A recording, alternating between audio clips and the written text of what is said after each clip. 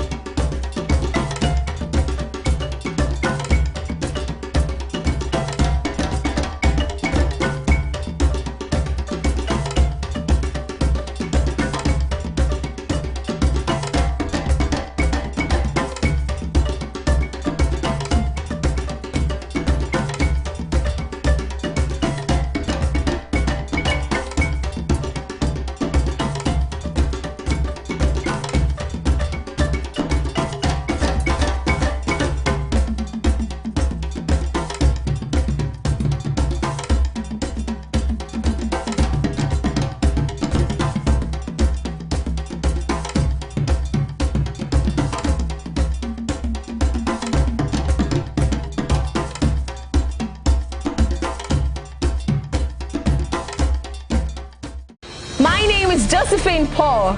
Susan Achin. Yao Bremen. Jude Ojima Audu. Second Zilang. Richard Bassi. Ekanem. I am Mercy Joe, and we are African Patriot on African Patriot Radio.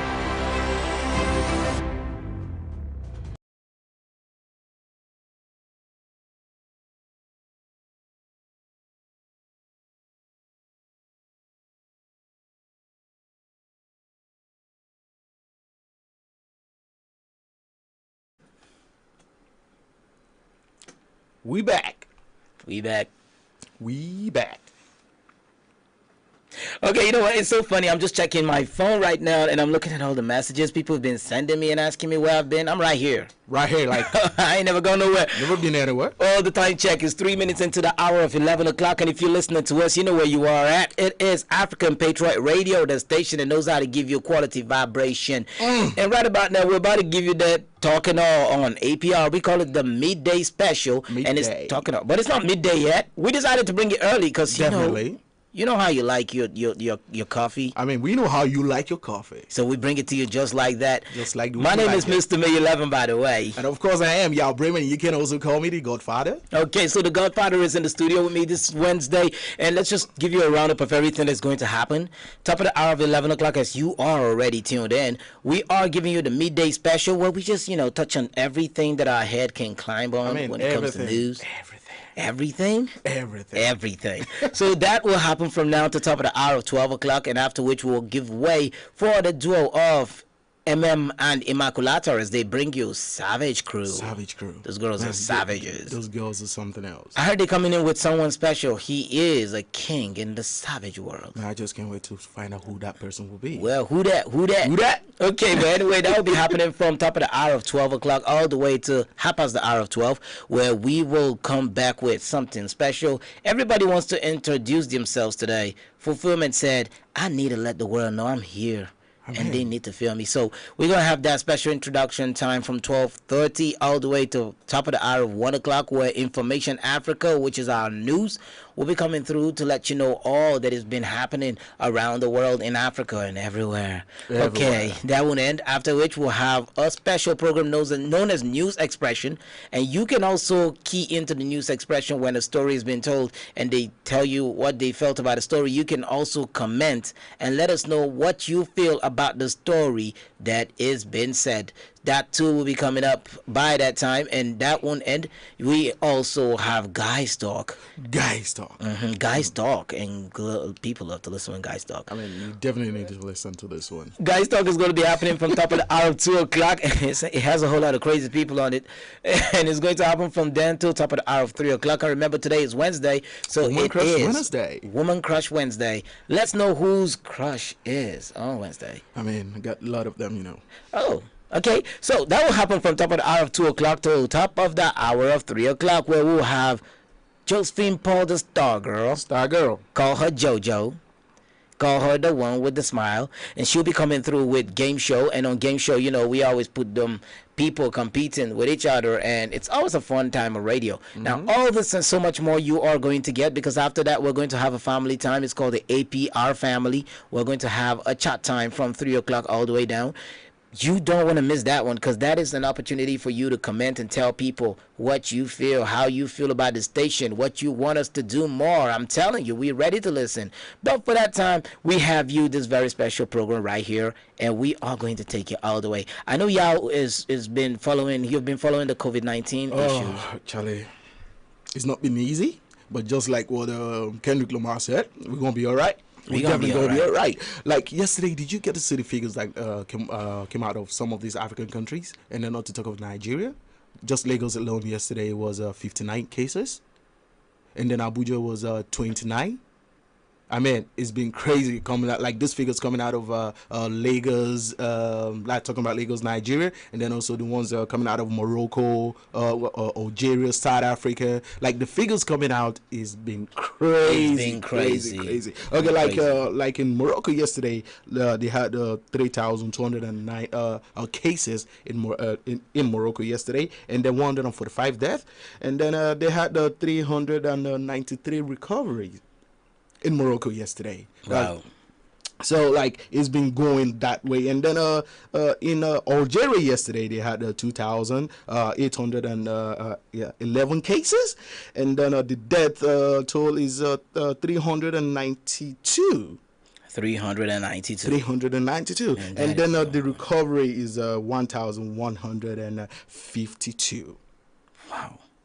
Okay, now that is what is happening around the world with the coronavirus cases and everything. And then also in South Africa, they had 3,465 cases, and then the death toll is about 58.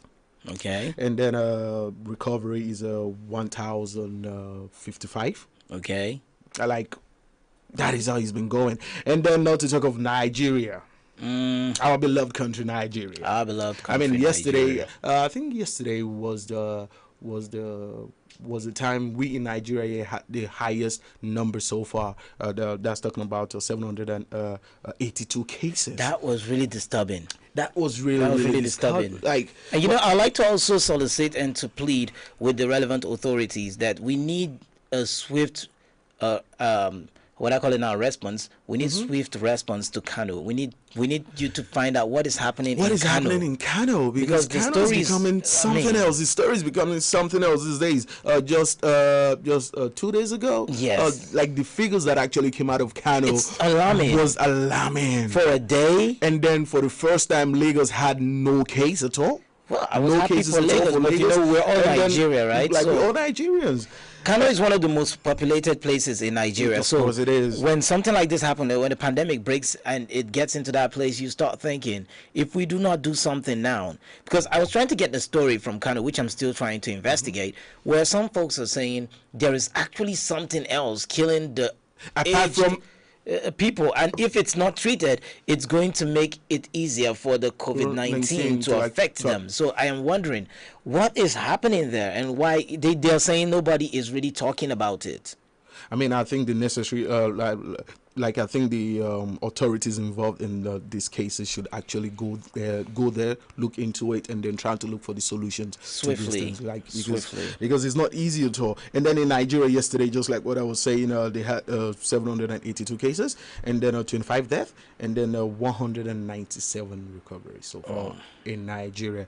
So that was the whole thing, like the figures coming out of Africa. The COVID-19 situation, and just like what I was also saying, in Nigeria yesterday, in Lagos, we had 59 cases in Lagos, 59. And then FCT 29 in FCT yesterday, and then 14 in Kano. 14 in Kano, and then 6 in Borno, and then 4 in Katsina, 3 in Ogun State, and then 1 in River State, and 1 in Bauchi. Well, this is really depressing, but just to lift your spirit up, I think we should play a motivational something.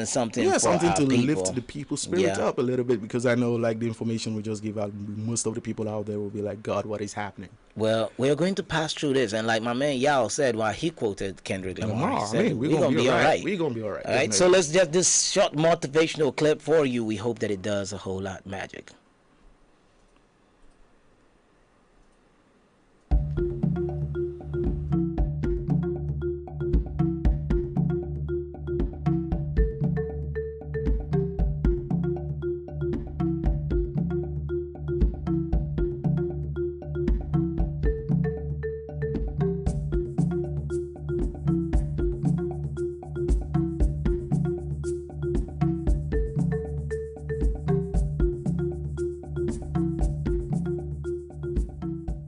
They tried to bury me, but they didn't know I was a seed.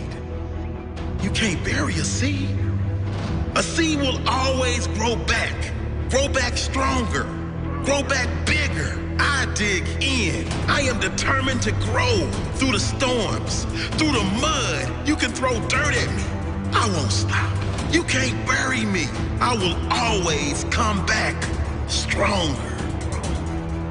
No matter what. Welcome back to the Steel Talks and all on APR. We're talking about African Patriot Radio. Remember, you can follow us on our social media handle. On YouTube, we are African Patriot Radio. So when you go there, subscribe. You know, when you subscribe, that's by liking. Then you see this other button. It has a bell in it. It's to give you notification. You just click on it too, and you'd be able to get notification whenever we are about to go on air. It's very cool for you to be there, so you'll be the first person. And always feel free to comment whenever there's a program going on. You don't just have to stay. Just comment. Tell us. Say something. Talk to us. Let's get to know. And also, you can do the same thing on our Facebook. That is www.facebook.com/African Patriot Radio. We are streaming live right now, so you can go there right now and, you know, drop a comment, say hi, tell us something beautiful about today, and how you know that we're going to persevere and we're going to conquer this very pandemic. It will be good you do that. You can also say something good about someone out there, or everything out there about the world, and how you want to make it a better place. It's all love for us. Now, speaking about making the world a better place. Now, the Chinese billionaire that's in person of Jack Ma, who is actually the founder of Alibaba Group. Okay, he has announced again that he is going to make more donations of some medical equipment to Africa in the fight against COVID-19. Okay, fantastic. Now, you know, before now, this guy had once donated to 54 countries in Africa. 54 African countries, yes. Yeah, and most of these countries received it. Some had a problem with it. I know even in Nigeria there was speculation because of some stories that have been going around. There's some stories going around. I don't know if we're really investigating that much deep into most of these stories, but there are stories going around where people believed China is on some conspiracy theory thing. I mean, stories like this will always come up when someone is trying to do something good for the society. Okay, so this came up, and he said in a Twitter, I'll quote him by his Twitter message, which was from his verified Twitter account. He said, "Our third donation to Africa will immediately be made to @_African Union and @Africa CDC." Now, that is just it. And in this third, there are some list of things he said he's going to give, and I will just list them out real quick. He says 4.6 million masks. Well, I think that is what we need right about 4.6 million masks. And he also said 500,000 swabs and test kits.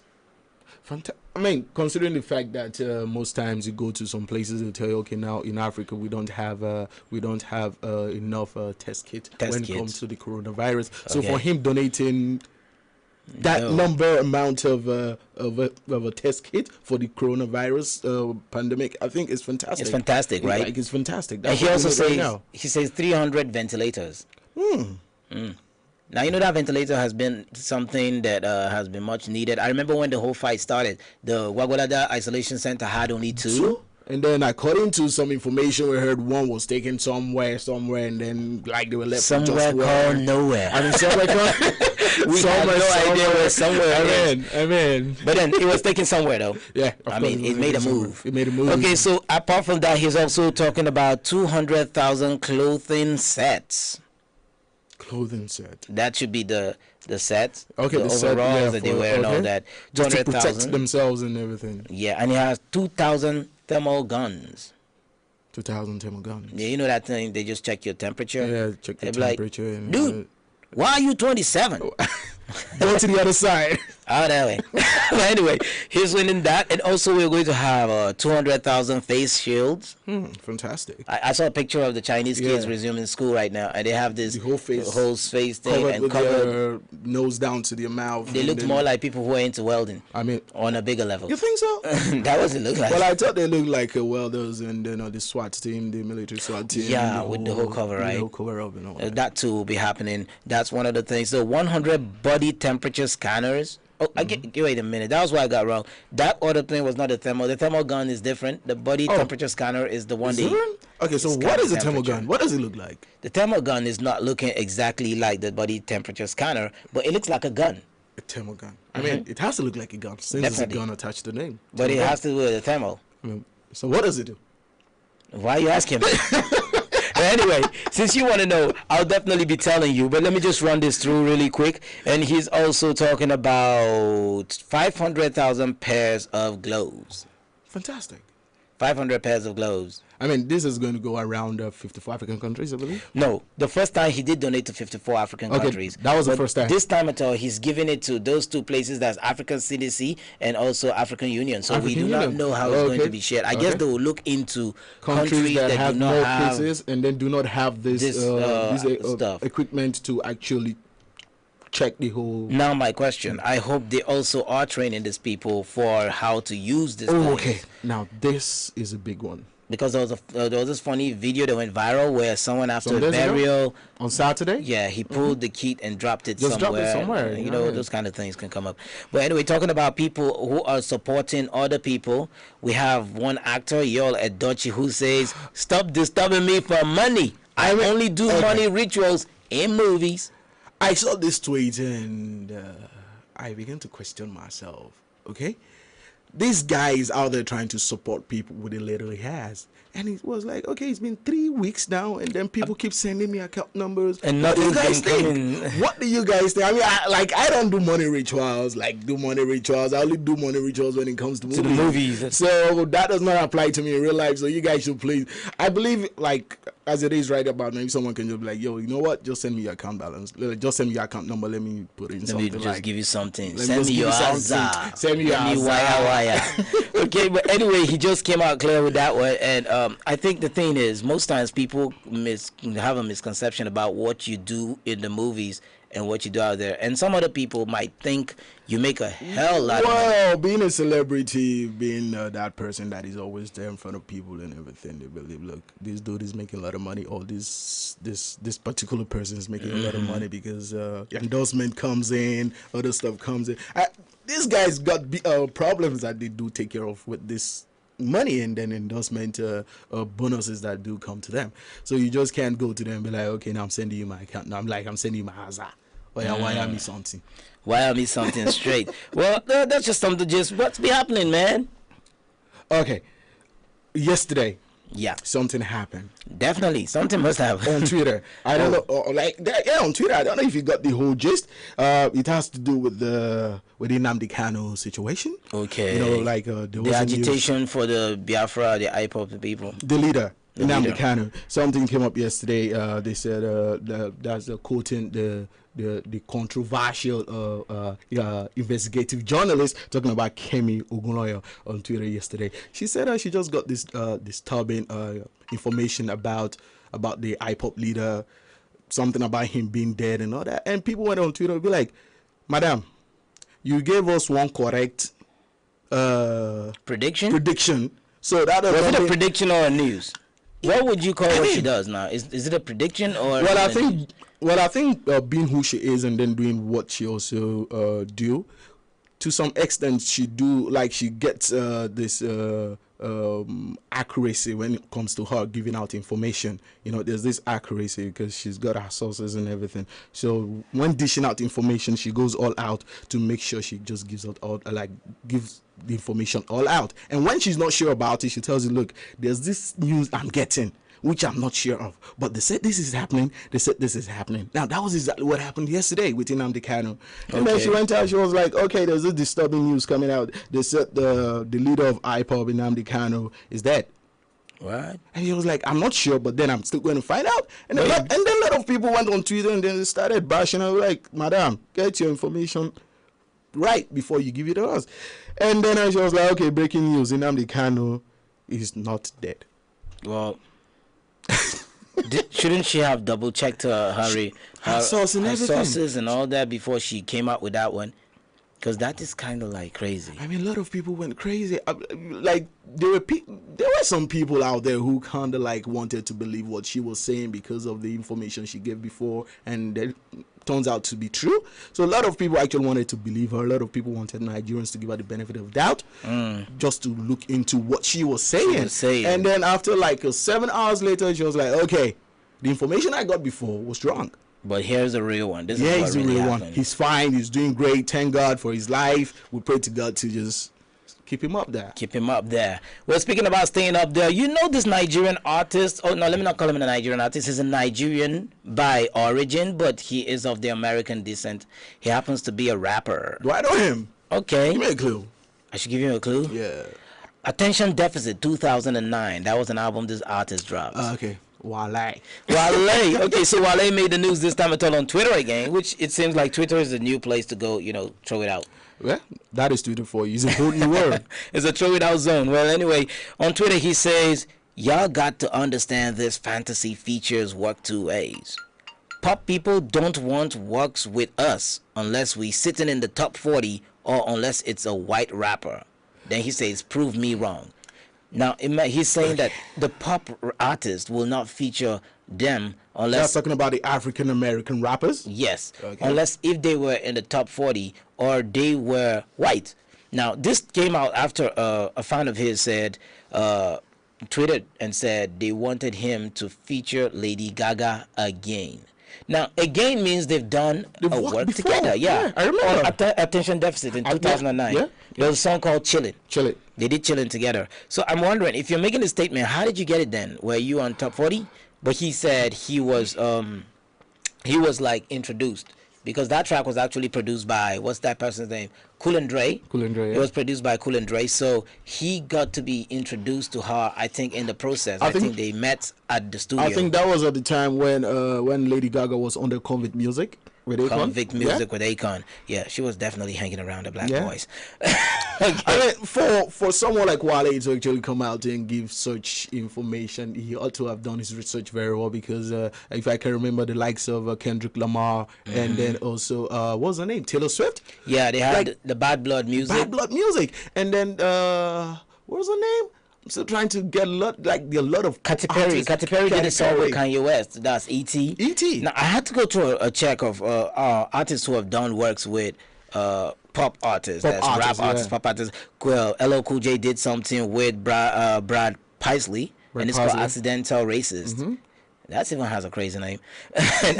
Well, Nelly had something with Tim McGraw called Over and Over. Over and Over. And then also not forgetting this latest one. Lil Nas X. Lil Nas X. And Billy Ray Cyrus with Old Town Road. Old Town Road. And it was actually a remix.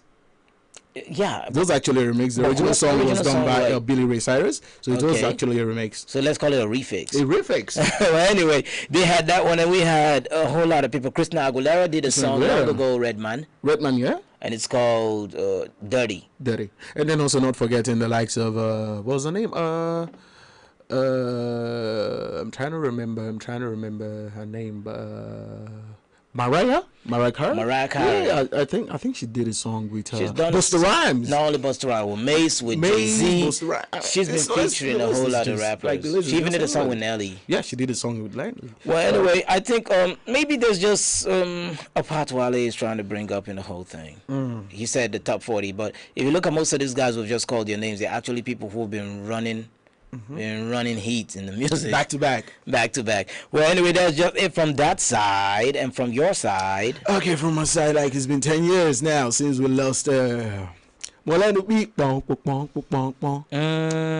yes. That green. I mean, it's been 10 years officially. Okay, he was born in Ogun State.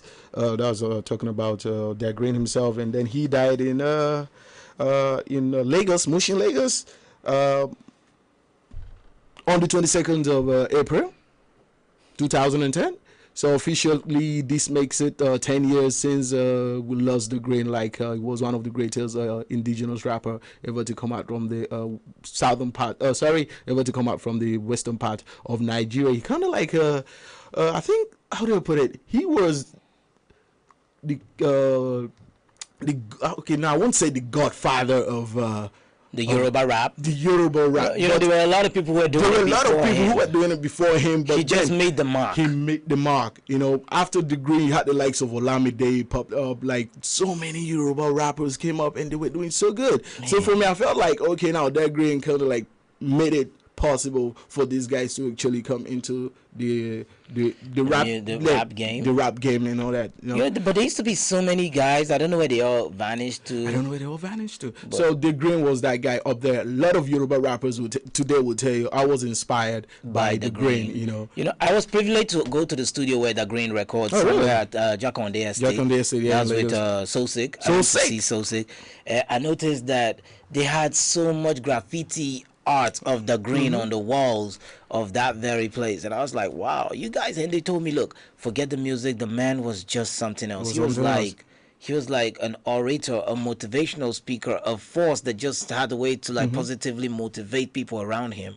And so they played songs of his that were not released, and I don't know when they intend to release the songs. But we still don't know if those songs will definitely be released. You remember after the death of Tupac, after so many years, there were like unreleased songs of Tupac coming up and all that. You know, those songs keep coming up. Well, let's just keep our fingers crossed. We never can tell. Maybe they might just drop something very soon. Somewhere. Yeah. Well, speaking about dropping something, some few days ago, Cry-Neri made a mark. Okay. So, you know, the dude has been working hard and always trying to put good music out there. He was like, I ain't going to let the whole lockdown situation hold me down. I'm going to record in my house. The good thing about music these days is most of these artists have their own studios. So it's easier for them to go out. You just record. You just be in your house and then just press your record. You just have the mic. You have your sounds and then everything. Sound card and all. And you just go all out and you record something. Maybe producer just makes the beat at home and sends it to you by email. I mean, okay. Have you noticed something? Ever since the lockdown began, I was talking to myself. I said, okay, you never can tell. We might not have any song released anymore up until after that. And then before you know it, albums started coming up and. No, because you can't just let the whole talent stay one place and you're not releasing. You can't. But I've been asking that question. When it comes to football now, what is someone like Messi and Cristiano Ronaldo doing now? Okay, well, I think this is the time they just have to spend with their families because after all this, will all go back to business. Do you think they'll play as good as they did before if they come back now? Being that they've possibly been having this isolation football thing. That was a picture I saw, okay? That was a meme I saw of Cristiano Ronaldo and Messi and some other top footballers and everything. They were like, okay, after isolation, these guys were looking fat. Oh my God. Man, that better not happen. But anyway, like I said, Cry-Neri dropped a song over the days and it's been doing tremendously well on Audiomack. And he's been getting much love from people streaming and listening and giving him the kudos and all. The first time I met Cry-Neri, I was like, where is this dude from? You know where he is. He's from the city of the hills. Where he's on top of the hills to pray. Okay, so anyway, he's a J-Town dude making it happen presently in Lagos, and he dropped this song known as Same Cage. Same Cage. I don't know what it means, same cage, but the dude is always about some punchlines that you need to sit back, relax, and try to understand.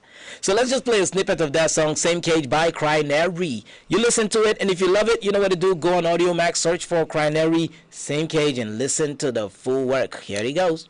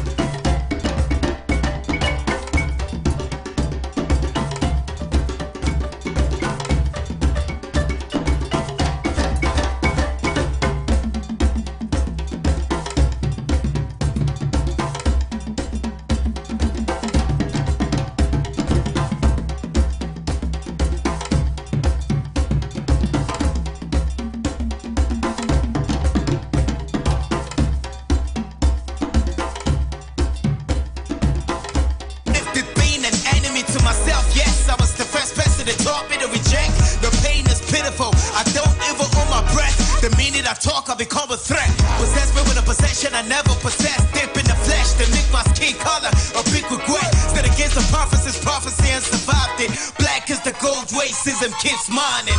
Cause in the end, boy, everybody cries. We in the same cage, everybody dies.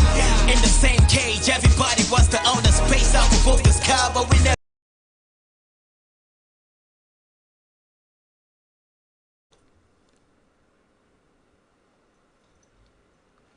All right, now you heard that one. That is Same Cage by Crinary. Go out there and get that song. Listen to it. It's a great one. Crinary is known to be dropping hits upon hits upon hits. Okay, so you need to get that one. Now, okay, remember that we are talking about the coronavirus, and we've had a whole lot of people, celebrities and all, trying to do their bit to make sure they can donate to the world, do their humanitarian service. It is time to give back. And who else would do it better than someone who has experienced that COVID-19, right?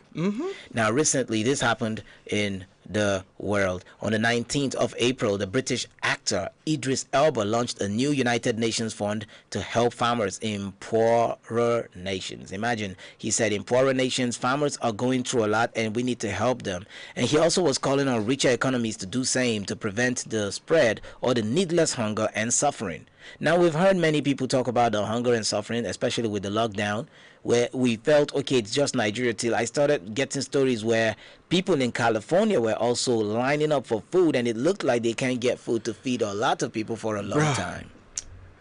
There's been a lot of images coming out from other part of the world, you know, showing how people are actually suffering from this pandemic. You know, people who don't have enough to survive on during this period, you know. So I think it's only normal if people like Idris Elba, who really understand what these things are. He was in isolation for a while. He was in isolation for a while. Quarantined. He got it. His wife got it. He was able to fight it and get out of it. So he's kind of like in a better position to go out there and talk about it. Well, anyway, Elba and his wife, who is a model and activist, Sabrina Dowie Elba, gave their support to a fund it was a fund that was set up by the what they call them, International Fund for Agricultural Development. That's the IFAD, and they gave some support to it to help stop economic shock.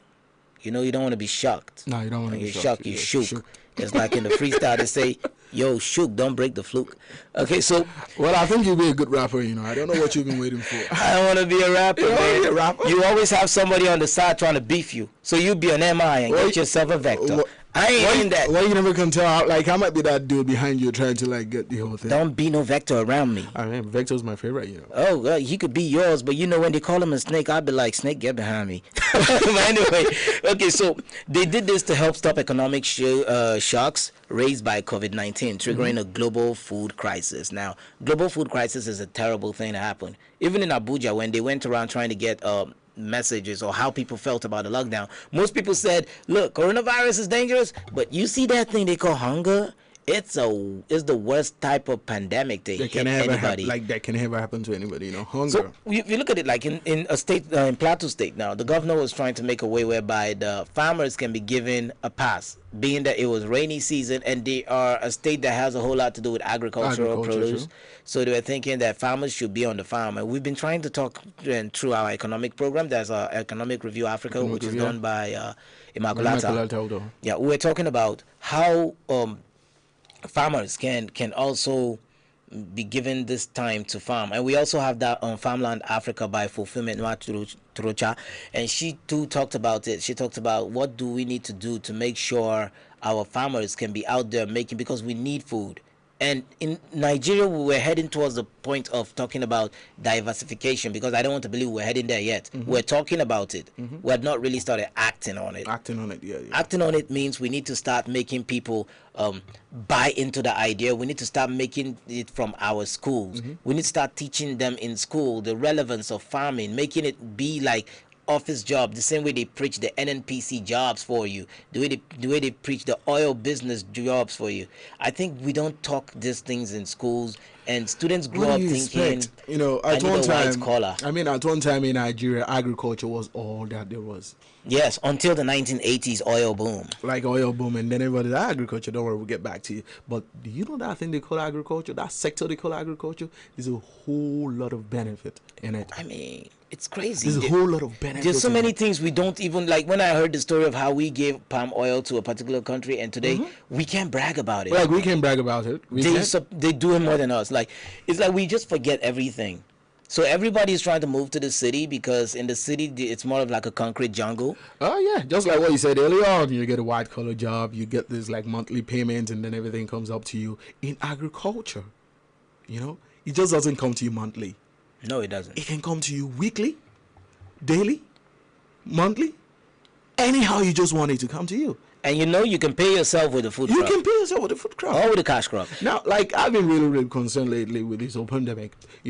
Farmers, how are they coping with this pandemic? Those who've got perishable goods, tomatoes, potatoes, mangoes, and all these things. How are they going to cope with this pandemic? Because they cannot transport these things from one place to another. There's a lockdown. Because of the lockdown. So It's these a guys lockdown. are actually at a very, very big loss. And even if you tell people that, okay, you're a farmer, you can go to your farm place. What if it's very far? What if you need to travel to the place? Because most people have their farmlands in their villages. And you're not knowing how to transfer yourself from your home to your village. Now that is just one of those things that are affecting farmers. Another thing you should be thinking is, how do they access some of these mechanisms or things that they need? For instance, fertilizers. You don't know how to get it because shops are closed. Shops are closed. You want to get a loan from the agricultural bank, but they're closed. Everybody is like on a lockdown. So at the end of the day, you just have to be thinking, what do I have? And I don't know if you've noticed lately, if you're trying to eat, it's like there's just a certain type of food everywhere. They tell you there's rice and beans, there's this, and there's that, and that's all. You can't get any other one. So you eat, you start having this thing whereby the food don't look like food anymore because you're just tired of the same routine of food. And that's because we did not maybe take our agriculture seriously. If you had actually taken that sector seriously enough, I don't think we will be in this mess that we are in. And if we don't, the weird part is that food is actually the major medicine we need. Food, because even the medicine you take is a combination of those balanced those diet things you need inside food. You find it inside. Contains those vitamins. Yes, they tell you vitamin C, this, that, and the third, but they're all things you find in food. And that's why we have that diet plan. We have a show called Diet Plan right here on Africa Patriot Radio. You need to listen up for that one. It really tells you a lot about what you need to eat and how you need to keep yourself healthy. And now, okay, have you also noticed the reason why this the coronavirus case is actually going so high in Nigeria? Because a lot of people can't stay indoors for a very long period of time. Why can't they stay indoors? Because they need to go out and get something to eat. Food. Okay. Which happens to be the essential part of everything that humans need to survive on. Food. I'm telling you, food can even end a war. Food will end a war. So if we had actually gotten everything right with our agricultural sector, with all these things, with the preparations and all that, things would have actually gone a little bit better, right? For us, yeah. It's actually true. You mean it there. Okay, so tell you what, just to break the ice, we'll drop this comedy skit by my man, Funny G. And this time I tell you, we're not looking at Tewis, the dangerous kidnapper. We're looking at this funny clip about what happens when you think you're into something. There's always someone that's more than you. It's called Man Pass Man. It's a crazy one. So just use this one to relax. I will be right back at you. Remember, this is Talks and All on African Patriot Radio. And you can follow us on Facebook. That is www.facebook.com/African Patriot Radio. Go ahead and like the page. Automatically, when you do, you join the Patriot family. And we are one big, beautiful, loving family. You will not regret the day you punch that like button.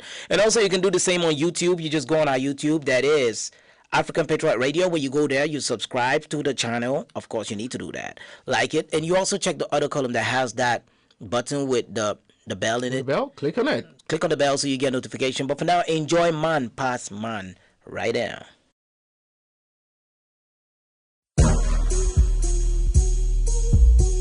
Turn up.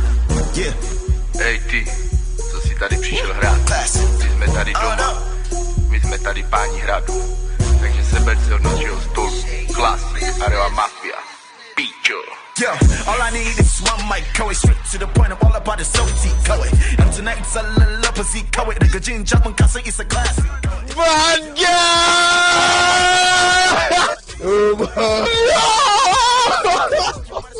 Yeah, man. Oh yeah, take. Thank you. Hey, my word. Oh yeah, man. Oh yeah, take. Come, let me give you killer. But take your boxers. Oh boy, my boxers! Oh boy! Call me Chamo. Come on! Call me Daddy. Daddy! Call me Bros. Bros! I'll see you some other time. See you. Now let this one you see carry. It go be now.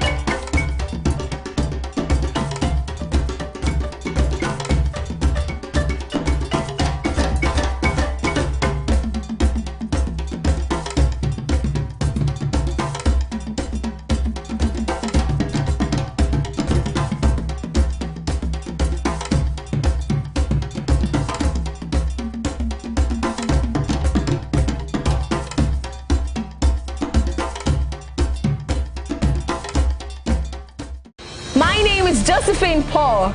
Susan Achin. Yao Bremen, Jude Ojema Audu. Second Zilang. Richard Bassi. Ekanem. I am Mercy Joe, and we are African Patriot on African Patriot Radio.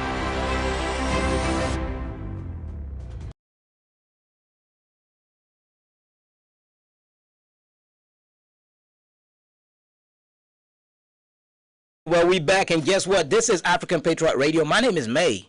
My name is Yao. Okay. Right here. Why did you sound like you're not sure? Because I sounded like I'm not sure. Well, I think I was just following your lead. Oh, please don't follow my lead. Okay, so anyway, we are two people who have two different interests when it comes to rap. He likes Vector, and I am an MI fan. I mean, if I'm not, what else? Who knows? Who knows? Who knows? Well, anyway, you on your part, just enjoy the music. Try your best just to enjoy music when it comes out. Well, I just don't want Nigerians to have the Tupac and Biggie beef. Yeah, if we had a Tupac and Biggie, I am very sure you'd be standing on the Biggie side. How do you know? I don't know. I feel like you like the rhymers. I feel like I like the rhymers. Well, that's where you're wrong. I mean, I love Tupac. Well, okay, yeah, you're on the poet side. Okay, so anyway, speaking about stories that have been going on, we'd like to touch this one from the insurgency story. Now, we have heard something. Something we're not sure of yet. We didn't hear it through the ears. No, I am sure that I heard it. You heard it? But I'm yet to see it happen. Okay. Let's just hope it happens. Now, the military said the leader of the, that Boko Haram. BH? Yes, the Mr. Shekau. I wanted to call him Mr. Shekau. But by body language, it said that the dude seems to want to throw in a towel. Why now? Well, everything comes to an end, right? I mean, has it got to do with coronavirus? Well, I don't know. There was once this thing they said he has it. Yeah, he has it? He's in the jungle with it. He's in the jungle with it? But anyway, it's the body language they've read from him is that dude is tired of the whole thing. He's trying to throw in the white flag, huh? I'm trying to throw in a white flag, the olive branch and all that. I ain't trying to do this no more, man. I got better things I could do. Oh, anyway, really? This came after, the military had given them this ground offensive mounted pressure by the Air Force strike lately. I love what the Nigerian military has been doing so far. Fighting the insurgents lately.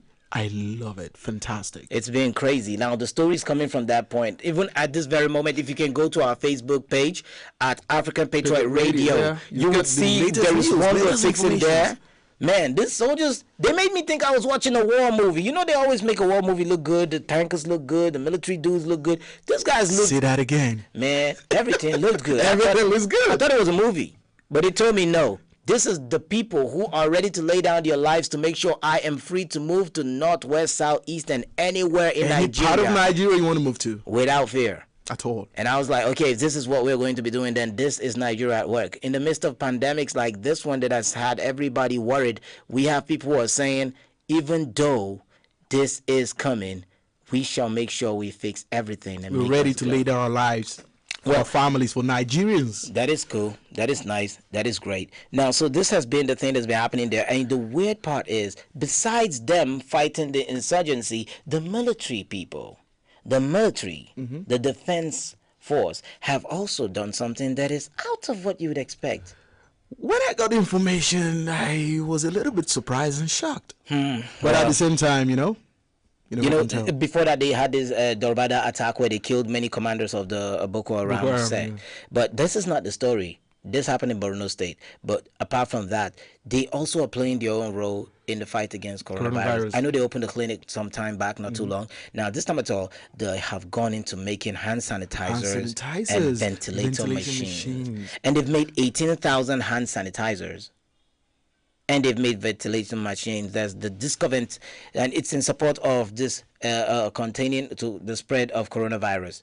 And that is kind of like crazy, because I sat down and I said, oh, you know, I used to think they were military people. They're just supposed to, you know, do the military. All the military stuff, you know. But where my eyes opened was because my stepmom happens to be in the military, and she is like a paramedic. So I was like, oh, you read this and you are here. Okay. And she told me, look, we have mathematicians in the military. We have people who read geography. And she told me, how do you think that these people maneuver their ways on the map? And Nigeria has one of the best ground soldiers. When you call guerrilla soldiers, our soldiers are very good when it comes to mapping. They can study the map. They can move in a country they never lived in comfortably.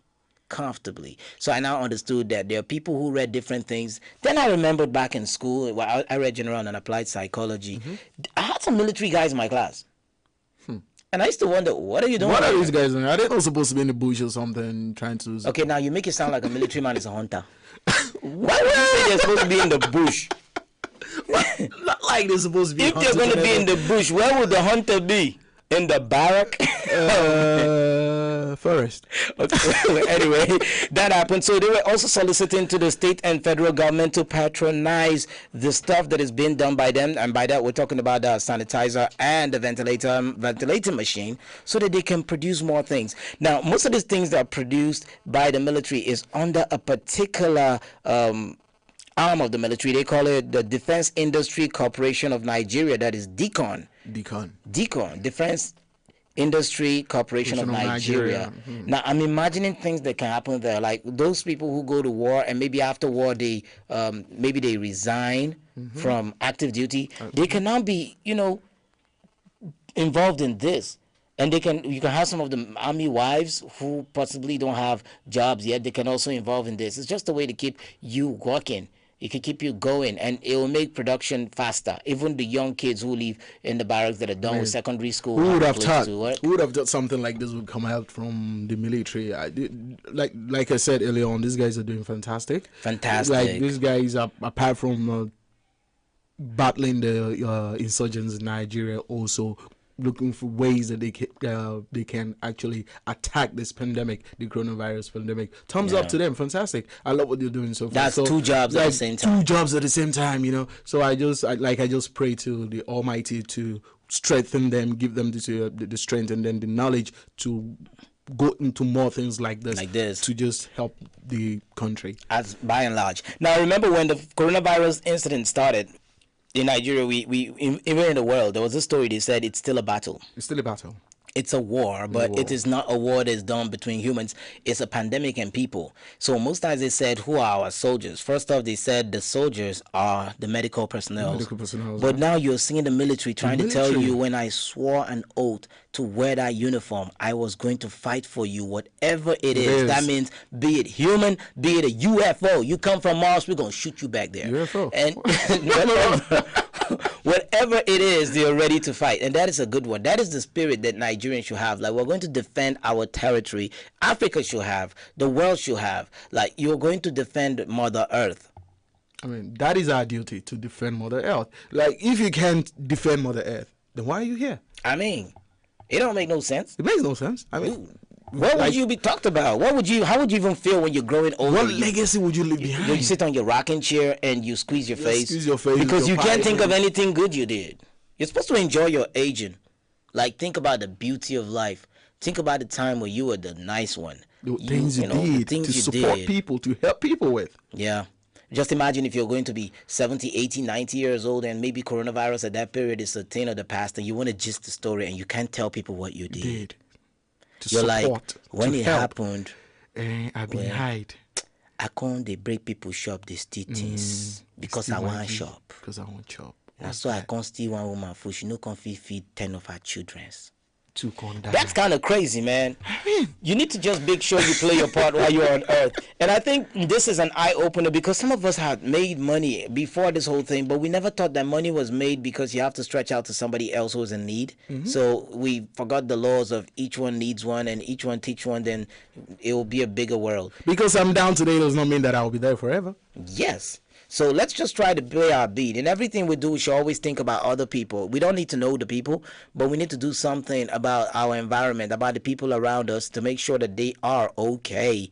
Now, if you're okay on APR, you can drop a comment right under this streaming that is taking place right now. And just let us know how you're doing, where you are. If you're on a lockdown, let us know what is happening in your vicinity. How are you holding it down? What are you doing? What's the advice you want to give to people out there concerning the coronavirus or any other thing in life, or being a patriot of your nation wherever you are at this very moment? So all you have to do is, just in case you are not here, you can get it. It's Facebook, www.facebook.com/African Patriot Radio. You just like the page. Go through our page. We've been dropping news. There's just so many things going on, and we've dropped so much news for a station that started not too long. You'd be shocked. But that's just to let you know we follow the news. If it's dropping, we popping it. Okay, and also you can check us out on YouTube. That is Africa Patriot Radio on YouTube. We got that on lockdown. Now the time check right now is 7 minutes to top of the hour of 12. Who's coming through?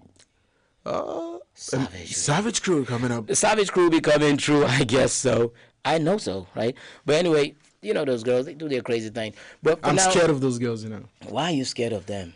They're mean. I mean, they're mean. Like Idi Amin. Indian mean, kind of mean. Lean, mean, killing machines. Well, anyway, it's still the Talks and All on Africa Patriot Radio. It went now to a midday show. It first started as a morning show. But in 6 minutes, we call it a midday. The midday show, yeah. Okay, so I'm sure you've been hearing all the gist we got for you today. Don't blame us. We just like to gist even what's serious in a very unserious way. I mean, we'll try to put a smile on your face. We know the situation around the world, so no matter what it is, smile. Yeah, and use your face mask well. Use your face mask well. You know, your gloves. I don't know how people use. Someone used it as the do-rag. Man, he had the face mask all over his head. Okay, now I'm trying to get a picture. I'm telling you. Don't worry, he was bald-headed. His head just grew in small parts, so he was like a do-rag. It worked out well. Okay. Now I get a picture. Yeah, so a whole lot of things are happening. You need to learn how to use these things. Always wash your hands, please. I mean, if you go out, coming back to the house, take off your clothes, put them in the bag, wash yourself, make sure you're good. Make sure you're good. Before you touch anything. Of course. And use a sanitizer too. A hand sanitizer. A real hand sanitizer. A real hand sanitizer, not the type they sell on the roadside. Yeah. Like something, don't know what it is. You just buy it and hand sanitizer. I saw a guy using an aftershave on his hand. I asked him, he said he has alcohol in it. I'm confused. Well, I think we're taking this alcohol and hand sanitizer thing very, very serious. I mean, hand sanitizer for... something for the throat, you know. Before someone start washing his hands with ogogoro, they say it's the real one. This is the real, the real one. This is the real one, you know. And also drink a lot of water, you know, warm. Warm or room temperature water. Something not cold. Not cold. And also remember the social distancing still goes on. Please do not gum, buddy. Do not gum, buddy. I don't mean it in that way. Yow, come on, man. I'm just saying, like, you need to avoid being in crowded places. You still have to, you know, do not gum, buddy, in any which way you understand it. Stay far away. I can imagine what would happen when we start having corona babies. I mean, those babies that were born out of the corona era. I'll be like, your daddy did not listen. Anyway, you're still on Toxic on Africa Patriot Radio. We'll be signing off pretty soon. We're gonna keep it to time. So in the next 1 minute, let me just do mine first. So I'll let y'all do all his crazy. I'm not with him. All right. I don't know this dude. Yao isn't crazy. Yao is just a normal guy, you know, like your regular kind of guy that comes up and gives you everything that you want, you know. Okay, well, anyway, it was fun hanging out with you until we come your way again. Remember, the Savage Crew, that's talking about Immaculata. The Mean Girls. And will be coming through shortly with that. And they say they have someone special with them on the Savage Crew. They'll be coming through by top of the hour of 12 o'clock. 12 o'clock. To give you that savagery. Savage Crew. Okay. He's May 11? Yes, sir. And that dude right there is called Yao. Thank you very much for staying tuned.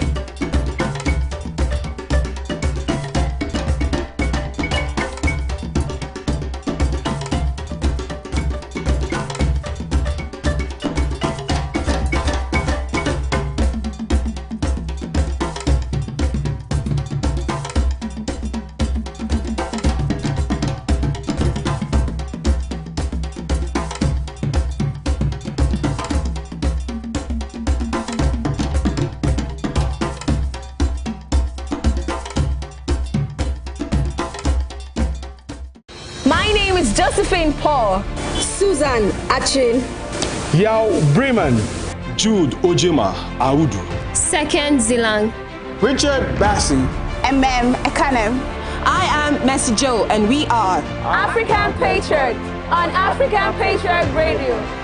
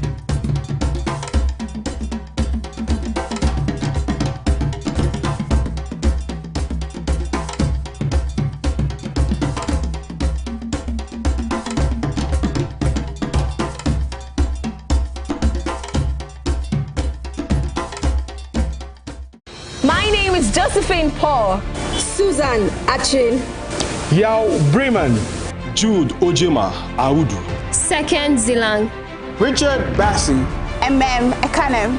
I am Messi Joe, and we are African Patriot on African Patriot Radio.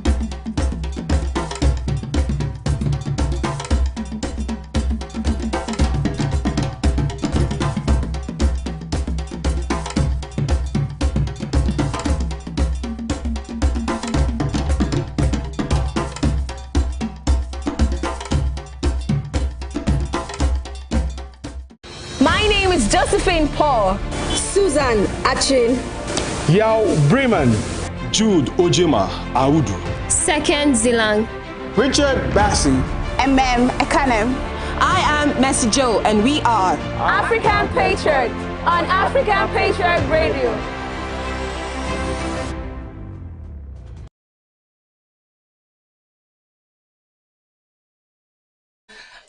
Okay, so because of my height, I get a lot of short people jokes, like for real. But you're These not things are really annoying. Really short.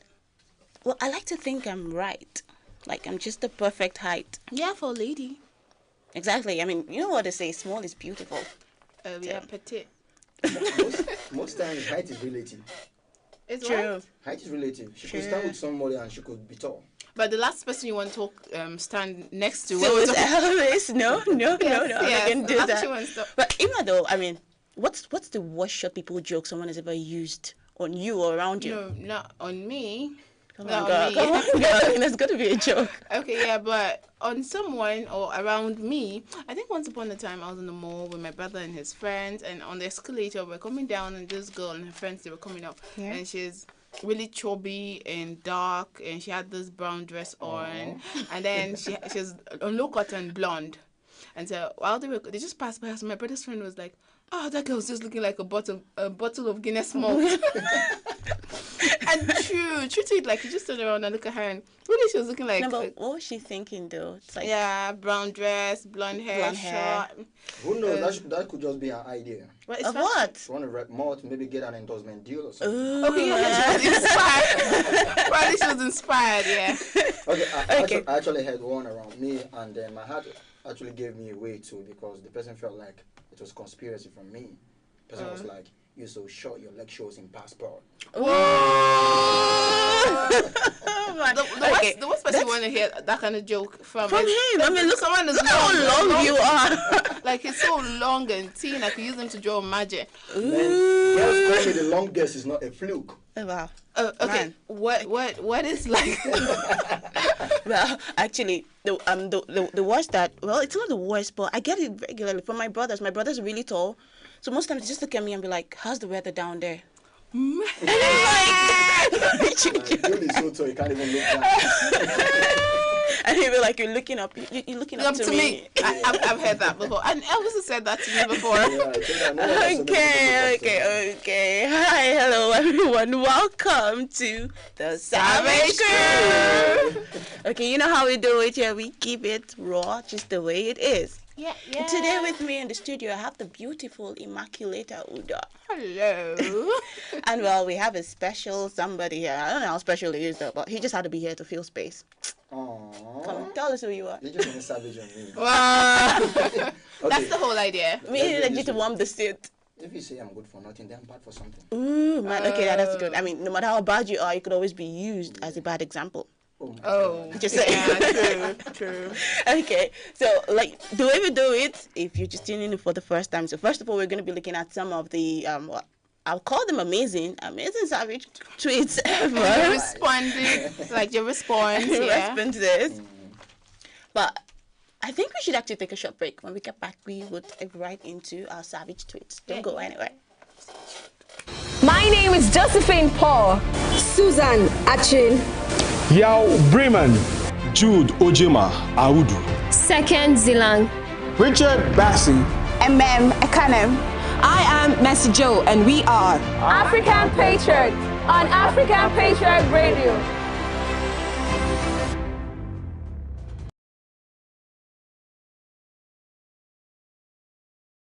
Hey, welcome back. This is still the Savage Crew. And you know how we do it. We just, give it to you the way you like it. Whether or not you like it, actually, we just give it to you that way. Hot.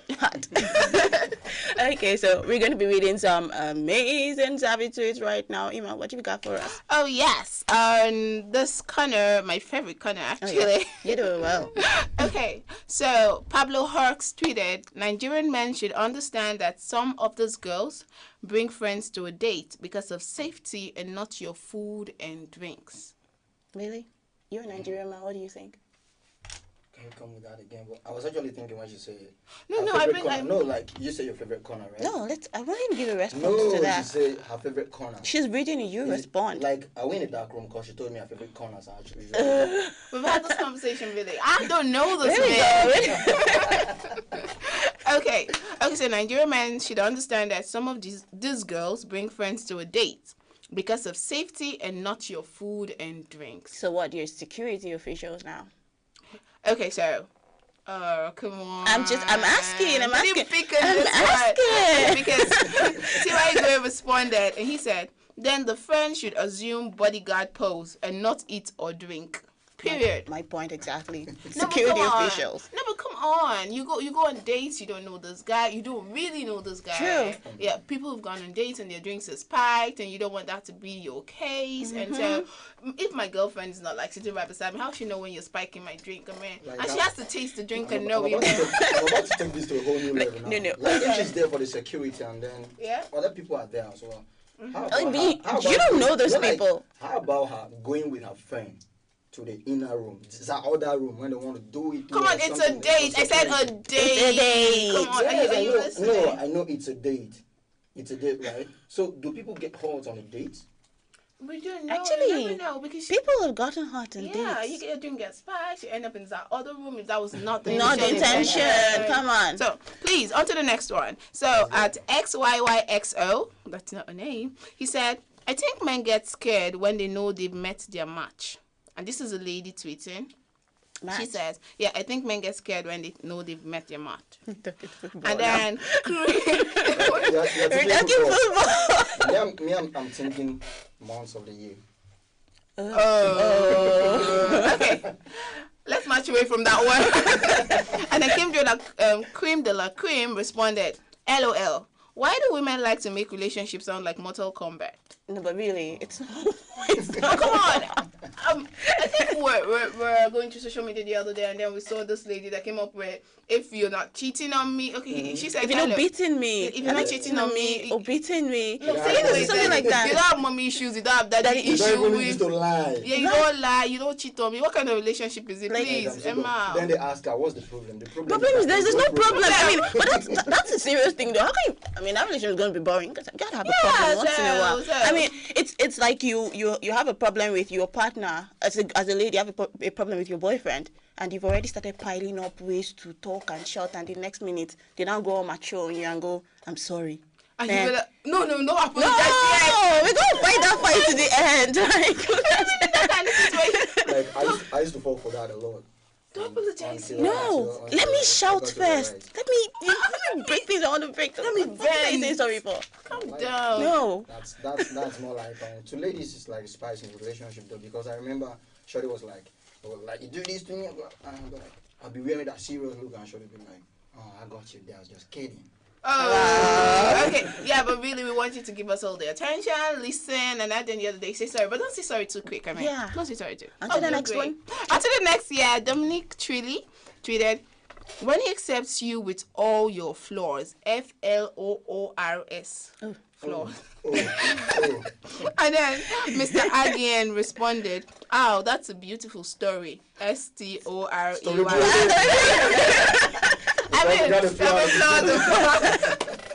Okay, another one is. Somebody think of adding a roof or something. Oh, not rooftop like a rooftop. Yeah, and then Jay Duffer, he tweeted, if your money comes from your parents, don't talk to me about hustle.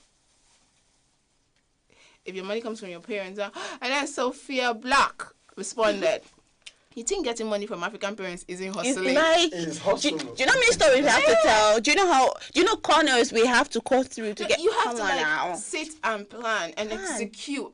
Come on, our parents are smart. Apart from that, I think the fascinating part of it, even though it's quite tedious and stressful, is the fact that you have to come up with, okay, good morning, daddy, and then you give yourself a reply like the way your father would answer. Yeah. Good morning. You have to have the whole conversation yourself before you actually go there. So it's actually you have to be a script writer, you have to be a good actor, actress, and then you have to come on. It's a lot goes down like.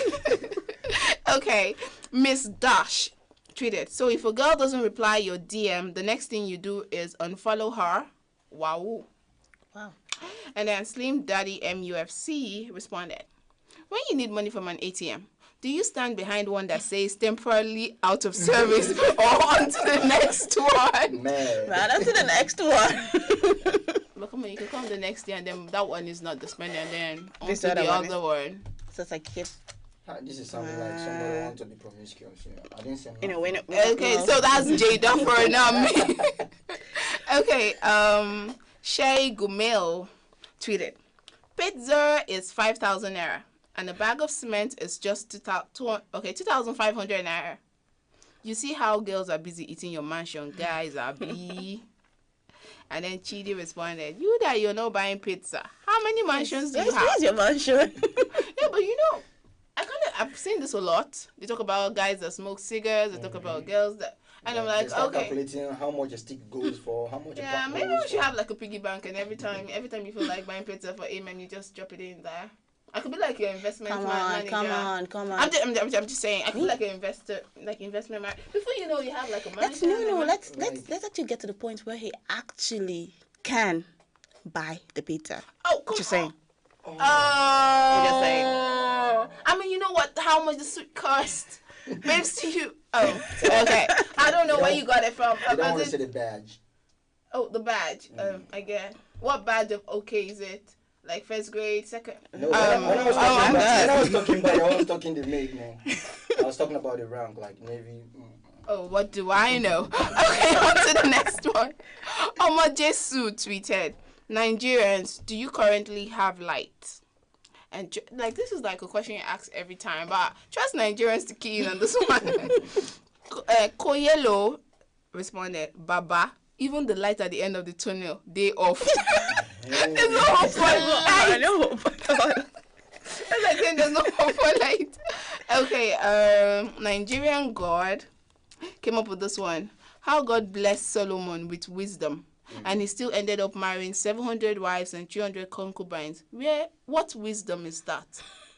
And then, oh God, the response got me so sad.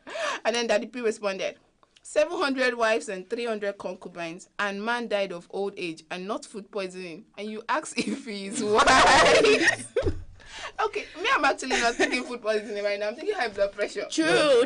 I mean, what I'm thinking about. It's actually a very difficult thing to do with women. We know that. I mean, come on. It's bad enough. Like some guys, they can't manage one, and then they get to divorce. That would be like if they could just divide his wife to half. What? What do you think? Midway up into two now. Like. Come on, nigga wants everything. You know what I'm looking at in that particular tweet? No. Girls would be like you just cheat on them with a girl or two, and they still want you to be wise and to be wealthy. Solomon did not do that by just sticking to one door. Wow. I mean, I think he was naturally blessed. Come on, come on. The guy was a wise man. Okay, so I have one tweet here actually that says, I could flirt with you and be 0% interested. And then someone replied, didn't know wasting your own time was a flex. Come on, waste your time 2020. That was something. Of course, but it's actually very possible. We'd not play to win a lot of time. Yeah. Like you play snooker on your phone. I mean, what's the price? But it's entertainment. I'm playing. Yeah. It's entertainment. Yeah. Some of us just like playing. I mean, I actually... We didn't play enough. People don't use people to entertain themselves. Yeah, it's more fun when someone's at the receiving end. Like, I just want the last thing. That's cheating. The best of it is when you think you are playing, I think I'm playing. Whoever gets played, come on. When you put it that way. So there's this other one at Slee_Nzama tweeted. So there's a snake in my sister's room. Any idea on how we can get it out?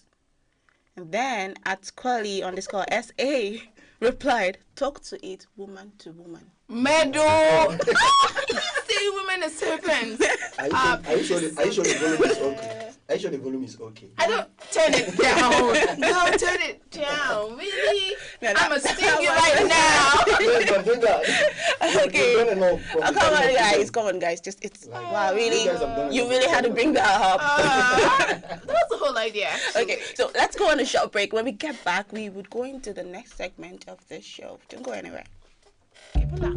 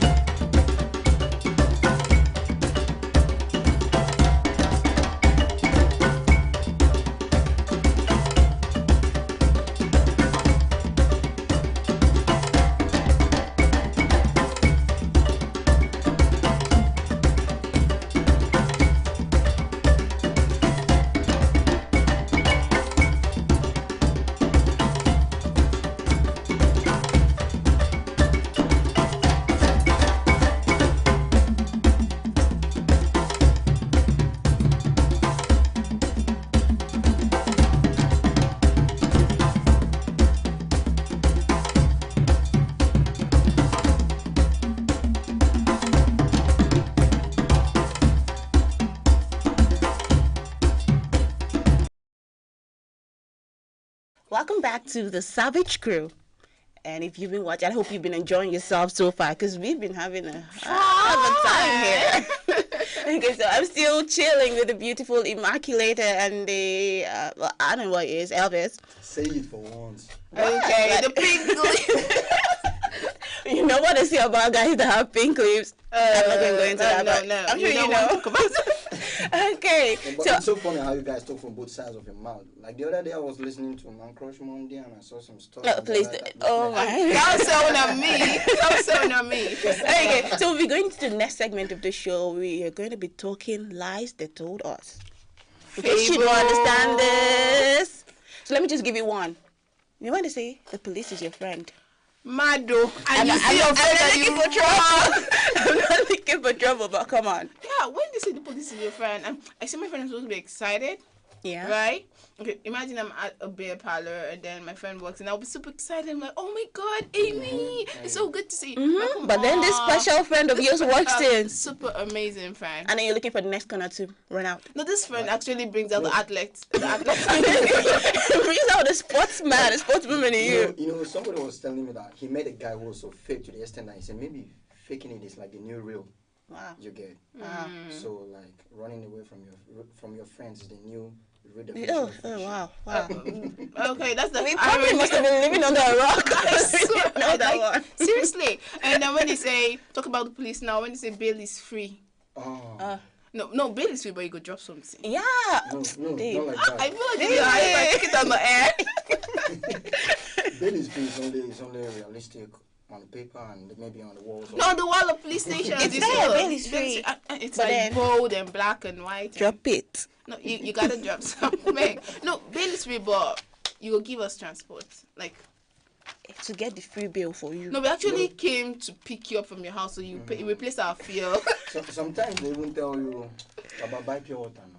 Yeah, drop something. Like when did police station become supermarket? No, the block counters. I mean, you pay over the counter. Like they will still tell you, give me something, make I hold or I hold you. Mado, that's a lie. Okay, there's something else that gets to me when they say health is wealth. I mean, Tell that to that guy I saw today by the roadside this morning. I mean, you're healthy. I mean, he looked pretty healthy, but I mean, how does it amount to being wealthy? Like, I wish, like, I'm 100% healthy and, like, my bank account. flowing. Yeah, do you understand? So when you say health, are we being realistic? That's a lie. Somebody like. Are you sure? No, if you're healthy, we're not trying to be deep here. Okay. I mean, so there's this beggar by the roadside, and he's begging. He looks okay. He looks very vibrant. He looks good. Like you can just round the whole of Abuja. Exactly, but he's still asking for. No, see, you're talking about a beggar. For small something. If you have to beg on the streets of Abuja, then you definitely have like an health impediment. Like yes, but you talk about people like that would dress like Elvis and then they'll just tap on your windshield. Madam, I was going to Lagos.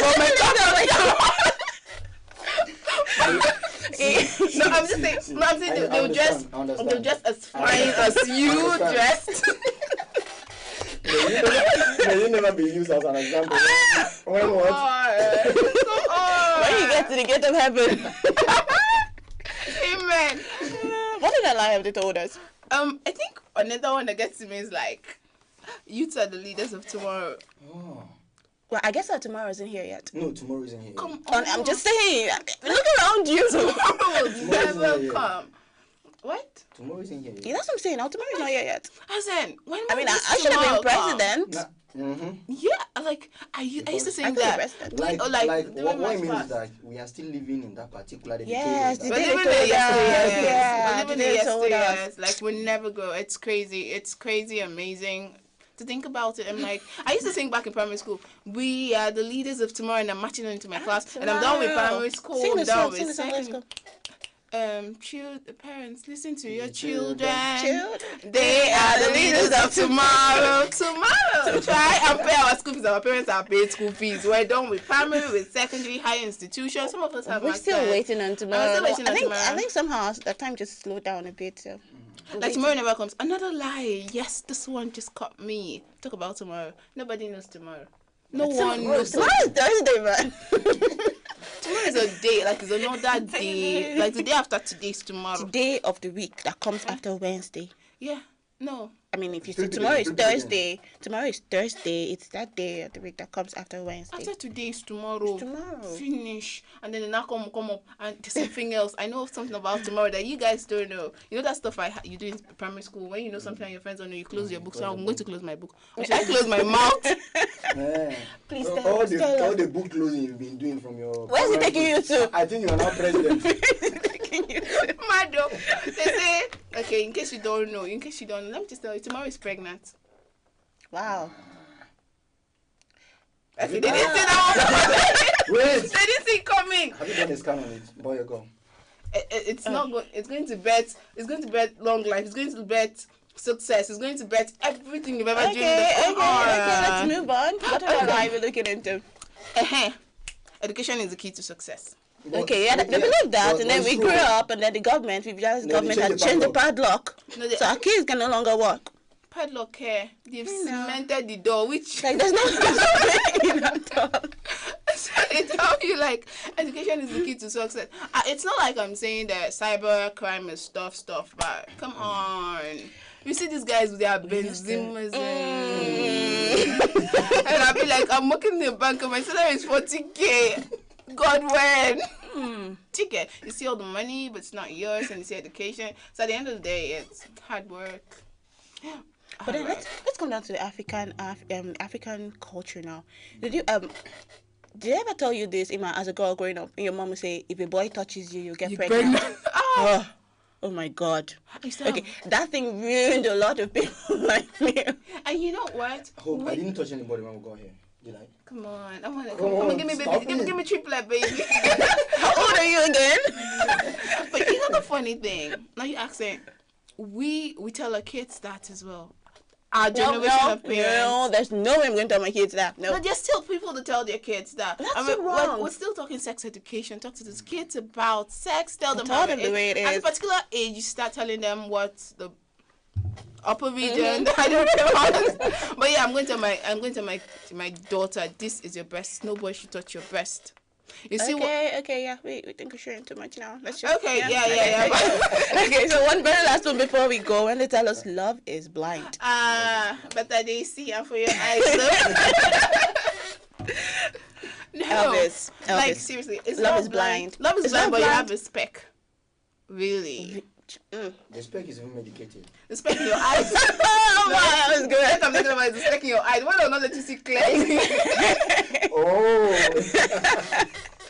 No, but seriously, we've heard other things like, apart from love is blind, opportunity comes but once. Like a boy that once told me I didn't like him. Obviously, my love was not blind; I could see. And then I tell, and then he asks me out, and I'm like, okay, see, I don't like you. I had to be straight up with him.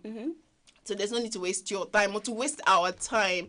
And he was like, opportunity comes but once, so you never know. I'm like, see, till tomorrow, opportunity is still coming. So you just have to be prepared for whatever comes. Do you understand? Okay, Yeah. unfortunately, that's the lot we can take today on the Savage Crew. But I don't want to go. Well, okay. If you sweep your house at night, you sweep away your riches. Wow. So African. Is it when they tell us, okay, the COVID-19 actually, when they say, wash your hands, and then they tell you your destiny is in your hands. Seriously. And somebody was like, 2020 is a year he will never forget. Like, he kept washing his hand when he knows that he's not expecting. Okay, seriously, guys, we have to go now. We're running out of time. I mean, it was amazing hanging with you all today. It was my pleasure. Please, if you are in the comment section, just feel free to drop some of the lies they told you while growing up. Even some of the ones you still hear now, some savage comments, you know, just drop it on there. We'll read it So many people on the next show. Yes. They're talking about getting money from African parents. Yeah. Somebody was like, I didn't know all of this, so he wants to go back to childhood.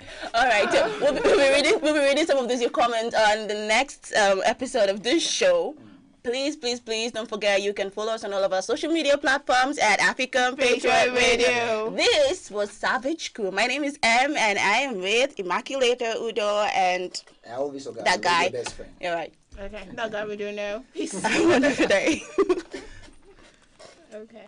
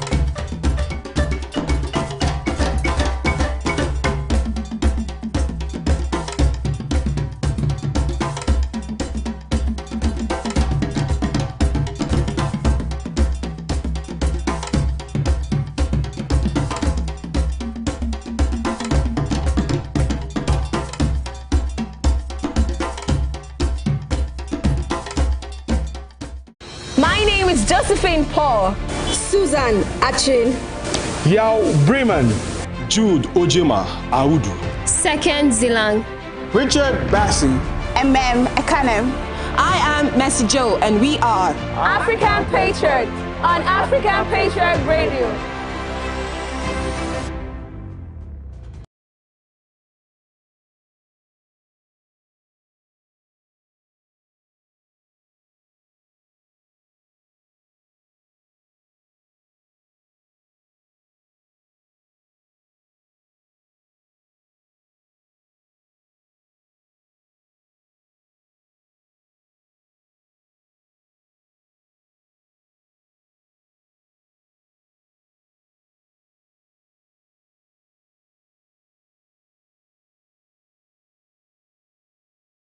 Hello and welcome to the APR Midfield on African Patriot Radio, and I am your girl, Wantirocha Fulfillment, the energy goddess.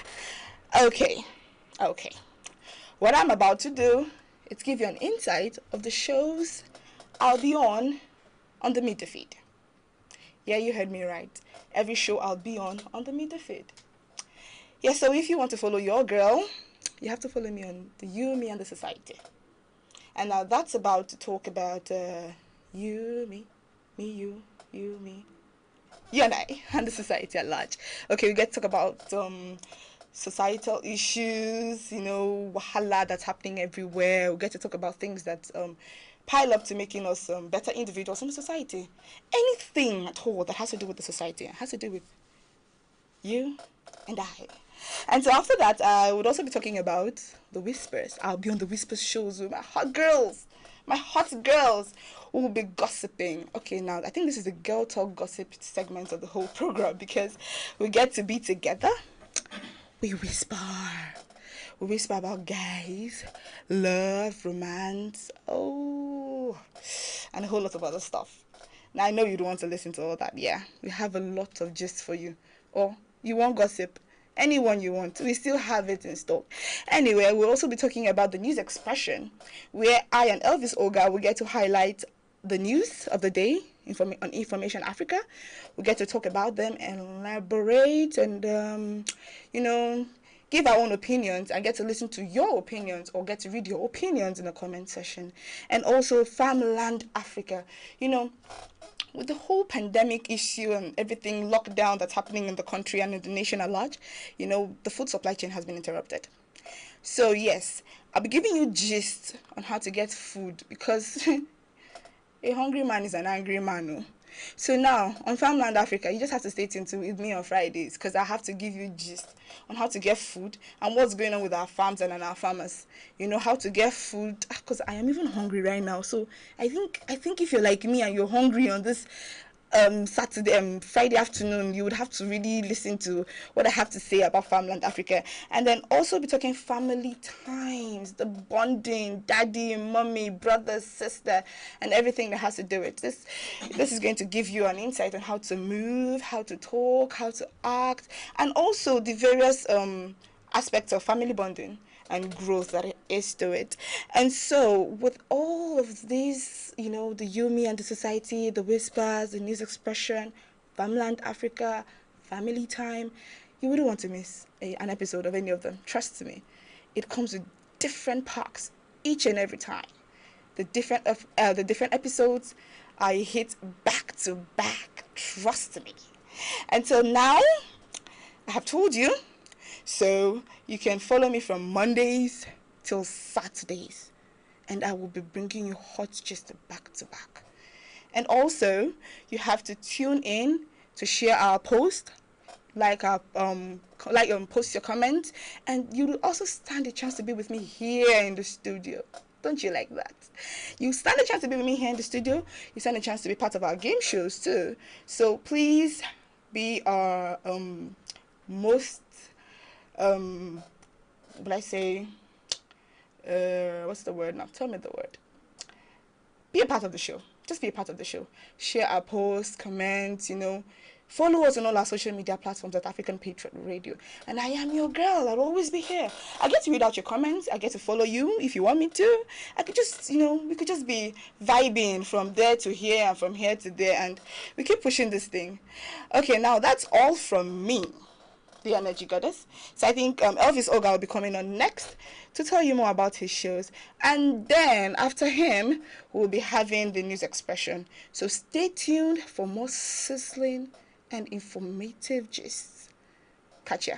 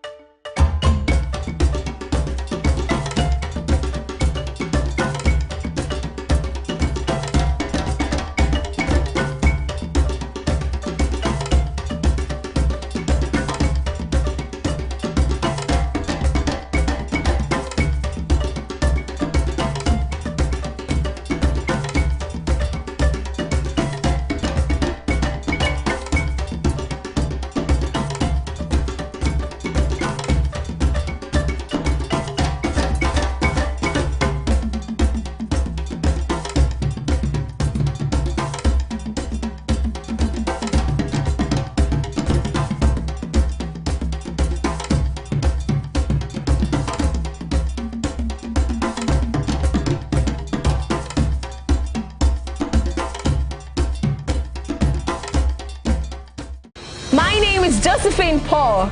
Susan Achin. Yao Bremen, Jude Ojema Audu. Second Zilang. Richard Bassey. Ekanem. I am Mercy Joe, and we are African Patriot on African Patriot Radio.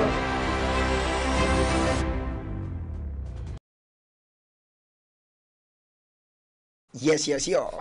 It's your one and only radio best friend, Elvis Oga, Mr. Inferno, and I'm about to let you into my world right here on African Patriot Radio, your number one radio station where updated information and the very best of entertainment is 100% guaranteed.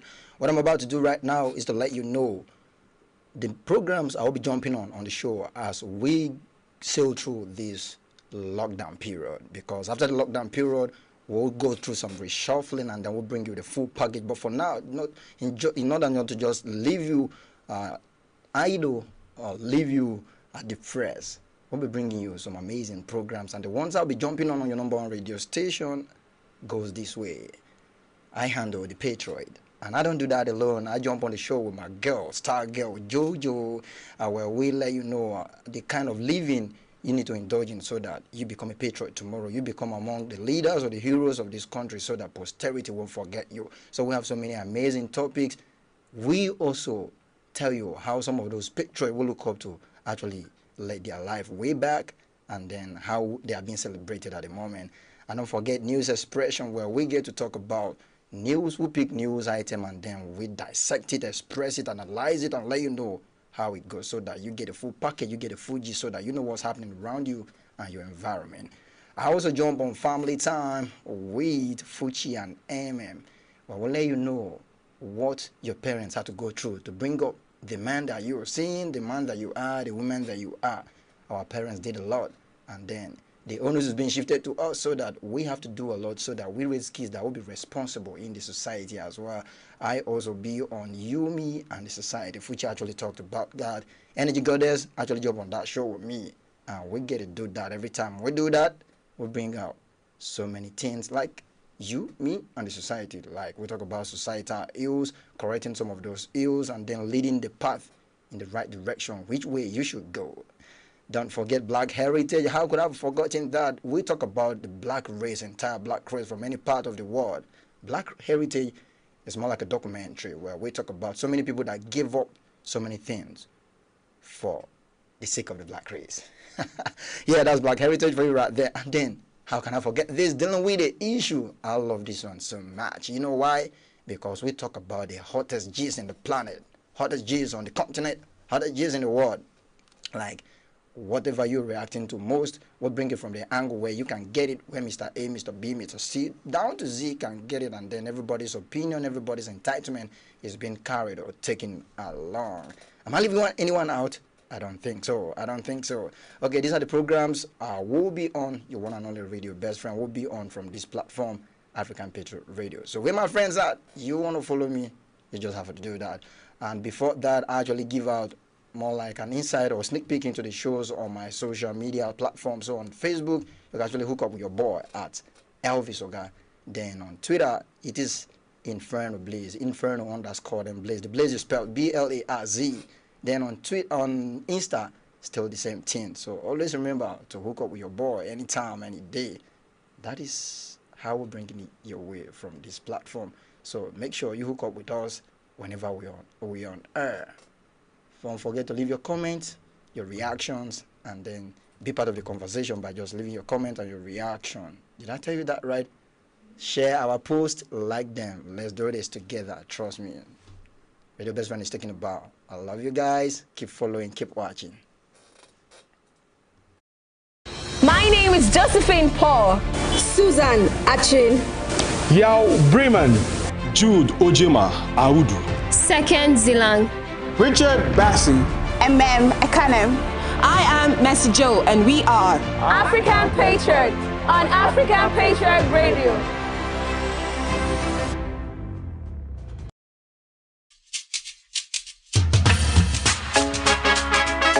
Make we push this COVID-19 away, far away. Everybody got to realize it. But this life, now one life we get, oh. Now one life we get. Everybody got to realize, for this life, you no get to duplicate. You no get to duplicate. Keep to the rules and regulations, yeah. Stay for your house, oh, make you know they go out, oh. Now for your good, the government just to pass that law, oh. Now for your good, make everybody they save, oh. Stay house, make you know they go out, oh. Make you know they go out, oh. For this time, Corona no get friend, oh. You no get friend, oh. Stay house, make you know they go out, oh. Make you know they go out, oh. For this time, Corona no get friend, oh, oh, oh, oh. Sanitize your hand, social distancing. Keep it good hygiene. Make you day your house, oh. Sanitize your hand, social distancing. Keep it good hygiene, oh, oh. Make you day your house, oh. Everybody stop waka waka. Make we stay house for the better. Make we stay house for the better. Everybody, everybody, everybody stop waka waka, oh. Everybody stop waka waka. Make we stay house, it go better. Everybody, everybody stop waka waka. Make we stay house, it go better, oh. Corona never get the cure. Everybody make you sanitize. Corona, it no be our friend, yo. Oh yeah, keep the distance. Oh yeah, stop to the waka, oh yeah. Sanitize your hand, social distancing. 6 feet away. Keep it good hygiene. You wash your hand. Make you day your house, oh. Sanitize your hand, social distancing. Keep it good hygiene. Wash your hand. Make you day your house, oh. Sanitize your hand, social distancing. Make you cover your nose. Keep it good hygiene. Make you day your house. Sanitize your hand, social distancing. 6 feet away. Keep it good hygiene. Make you day your house. This is brought to you by the Nigerian News and sponsored by Patriots Club of Nigeria. My name is Josephine Paul. Susan Achin. Yao Bremen. Jude Ojima Audu. Second Zilang.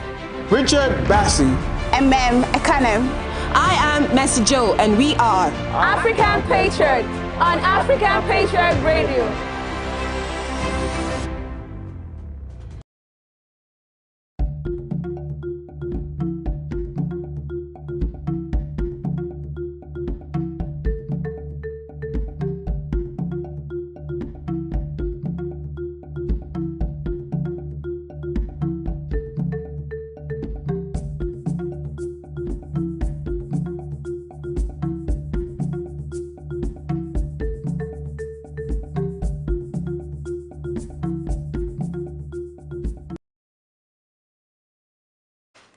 Hello, what's up, Africa?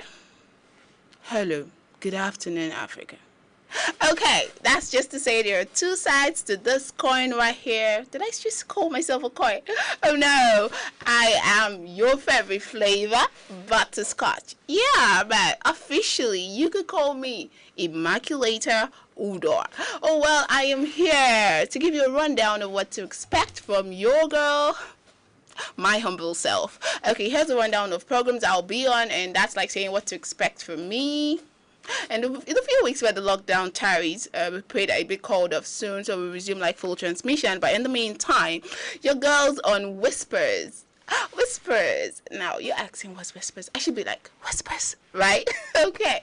Whispers is a show like a girls program. Call it Girls Corner, call it Girls Talk, whatever. My boss likes to call it the gossip show.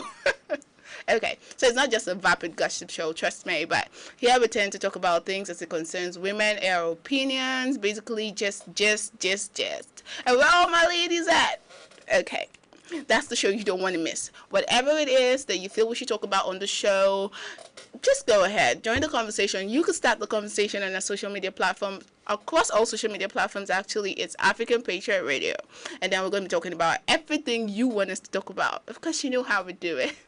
Okay, next is Savage Crew. I mean, I'm not savage. I'm just real. But they say I'm savage, so who am I to object? And so on Savage Crew, we're going to be giving you acid ass, like we're dropping it as it's hot. Okay, that's like chill. It's like a program on the chill zone. It's something you do not want to miss. It's fun. It's exciting. And if you were tuned in earlier, of course you would agree with me. Or don't you agree with me? Amen. Don't you agree with me? Of course I know you agree with me. Okay, on to the next. There's Fashion and Freak, where we'll talk about African fashion, everything that's got to do with Africa, fashion in Africa. Talk about Ankara, talk about waist beads, talk about handbaits. Oh, did I leave the house without mine? I can't believe it.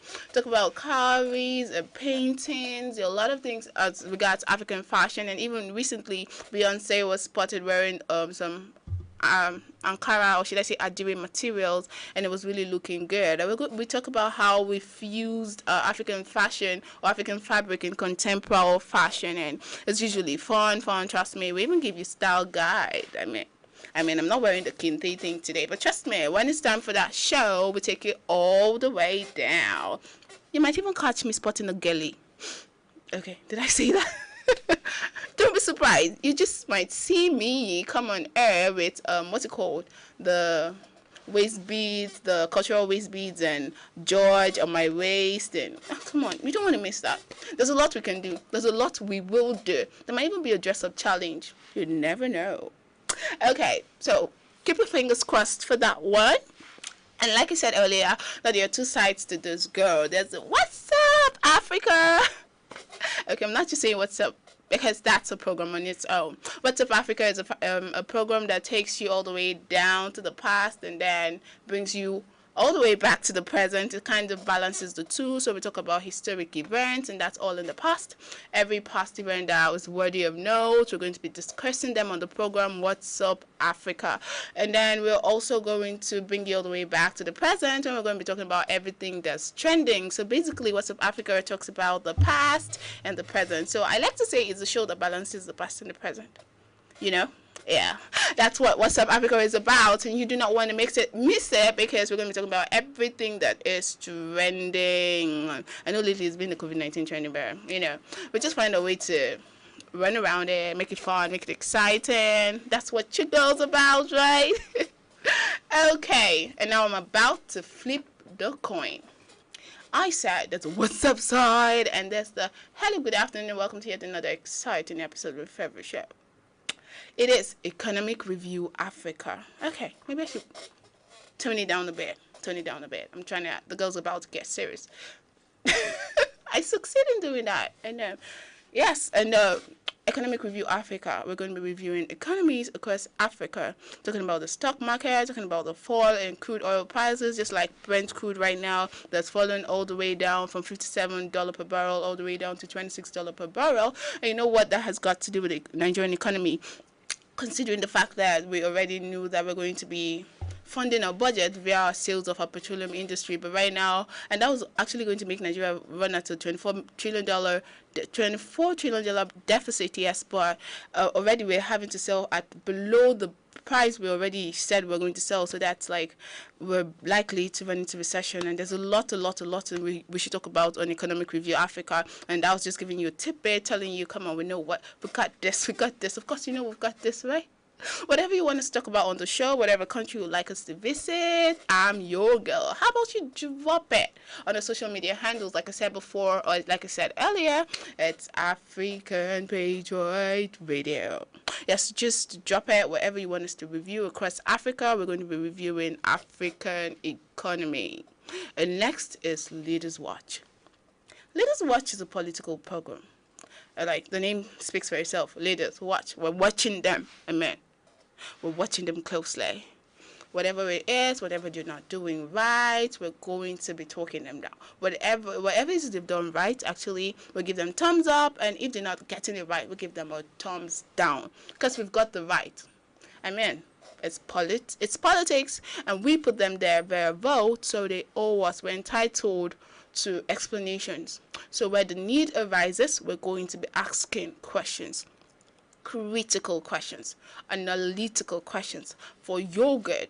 So whatever it is that's bothering you, whatever you feel you're not doing right, that is the program you do not want to miss. The program is Latest Watch. Okay, it's been your favorite girl, the girl that flips like a coin. Yes, the what's up girl and the hello girl. Okay, it's Immaculata Udor, and do not forget, if you want to be friends with me, I'm your favorite flavor, butterscotch. Across social media, you can follow me actually. On Instagram, it's at Immaculate_her. Immaculate_HER. And I'll be waiting to hear from you. But please follow all our social media handles at African Patriot Radio. I'll be waiting to hear from you. For now, from me to you, it's to have a safe stay at home, and we pray that this coronavirus is a phase that surely will phase out, and we shall come out better and stronger. And so it's your girl Immaculate signing out. Until I come your way again on whatever program it is, how about you stay safe? Bye-bye.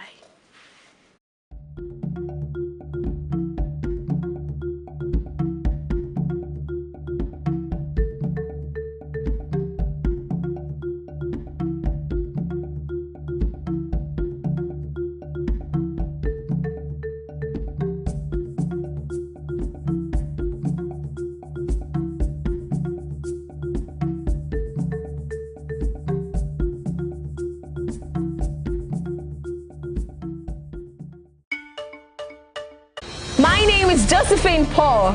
Susan Achin. Yao Bremen, Jude Ojema Audu. Second Zilang. Richard Bassey.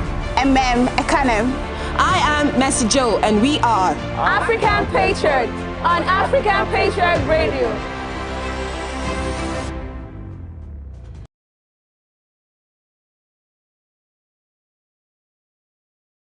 Okay, good afternoon, Africa. How you doing? Welcome to APR. And of course, my name is YAW. That is Yao Bremen. Okay, also you can call me the Godfather. How you doing this beautiful Wednesday afternoon? Okay, just in case you've been streaming to APR Live, we just want to say a very, very, very, very big thank you to you for streaming live to APR. Okay, now I just want to put you through some of the programs that I do run here. Okay, now this is it. There's this particular program called Talk All. If you've not listened to Talk All, or you've not streamed to Talk All, you definitely need to stay tuned to APR to stream to Talk All. Okay, now Talk All is it is a program that we do talk about everything. Okay, it is a midday program that we do talk about everything, talking about myself and May 11. We do talk about everything from entertainment to politics to whatever stuff that is trending. Okay, we do talk about all these things just to put you in the mood. Okay, just for you to have that sense of what's happening around the globe during this crazy period. That's talking about the coronavirus period. Okay, and then also there's this other program called Guys Talk. Okay, just like what the name implies, Guys Talk. Guys Talk is a show that we do talk about everything that affects we the brothers. We the brothers in the society, where we do look at situations whereby we try to put ourselves into, and then at the same time take ourselves out of these situations. Okay, and then when people talk about Guys Talk, they think the only thing that we guys do talk about is relationship, women this, women that. No, we do have issues that do affect us, you know, like how to make the next bread, you know, where to get the next chatters, you know, the kind of cars that the brother would like to drive, and then the kind of home that the brother would like to live in, and then also the kind of food the brothers love to eat, you know. I mean, it's not about women this, women that. Okay, so we have things that we do love to do. Okay, now that is on Guys Talk, which will be coming up much later today. Okay, that will be myself May 11, and then also looking at the possibilities of bringing in Elvis Oga to the show, okay? And then also there's a Bump It or Dump It. Okay, now Bump It or Dump It is a show that comes up every Saturday, and it's being hosted by myself and then also in Kanem. Okay, just like what the name implies, Dump It or Bump It. Okay, now we just brings up 3 songs, we play the songs on air, and then you just have to tell us, okay, if you love this song, you let us know that, look, I love this song, you guys have to keep playing it, you just have to vote for the song, okay? And then if you don't love the song, we just dump it. Okay, now these are the programs that you find Yao Bremen on. That's talking about Yao Bremen, the Godfather, okay? I just want to say a very, very big thank you for staying tuned to APR, African Patriot Radio. Coming up next is Information African News. Okay, now Information African News is, it is our news bulletin program that is coming up pretty much soon at the top of the hour of 1 o'clock, and it's been presented by MM in Kanem. Stay tuned and don't go nowhere. Keep streaming to African Patriot Radio. Thank you very much. My name is Josephine Paul. Susan Achin. Yao Bremen, Jude Ojema Audu. Second Zilang. Richard Bassi. Ekanem. I am Mercy Joe, and we are African Patriot on African Patriot Radio.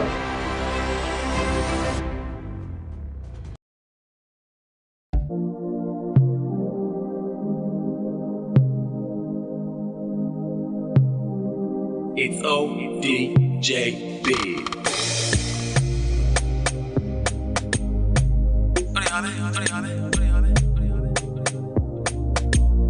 ODJ on this one, yeah.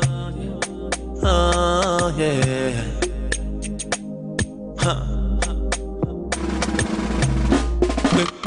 Audio, you're busting my brain, judge. The way you're busting my brain, no girl can correct it, no way. Yeah. When you touch me, you spin my world around. I'ma get double everything where you carry for body, oh. Baby, let me be your shoulder. My love is guaranteed. When I pull you closer, it's like falling in love again. Oh, baby, you did do me, Jaja. Oh, baby, oh, you love to do me, Jaja. That's why I kept falling in love with you over and over again. Falling in love with you over and over again. I just keep on falling in love with you over and over and over again. Falling in love with you over and over again. I just keep on falling in love with you over and over again. Falling in love with you over and over again. I just keep on falling in love with you over and over and over and over again. Falling in love. Like play. Sometimes I go run away, and when I run away, I go jam heavy, go babe. Yeah, when they hook my finagle, I go run, come back again. Down on my nails, baby.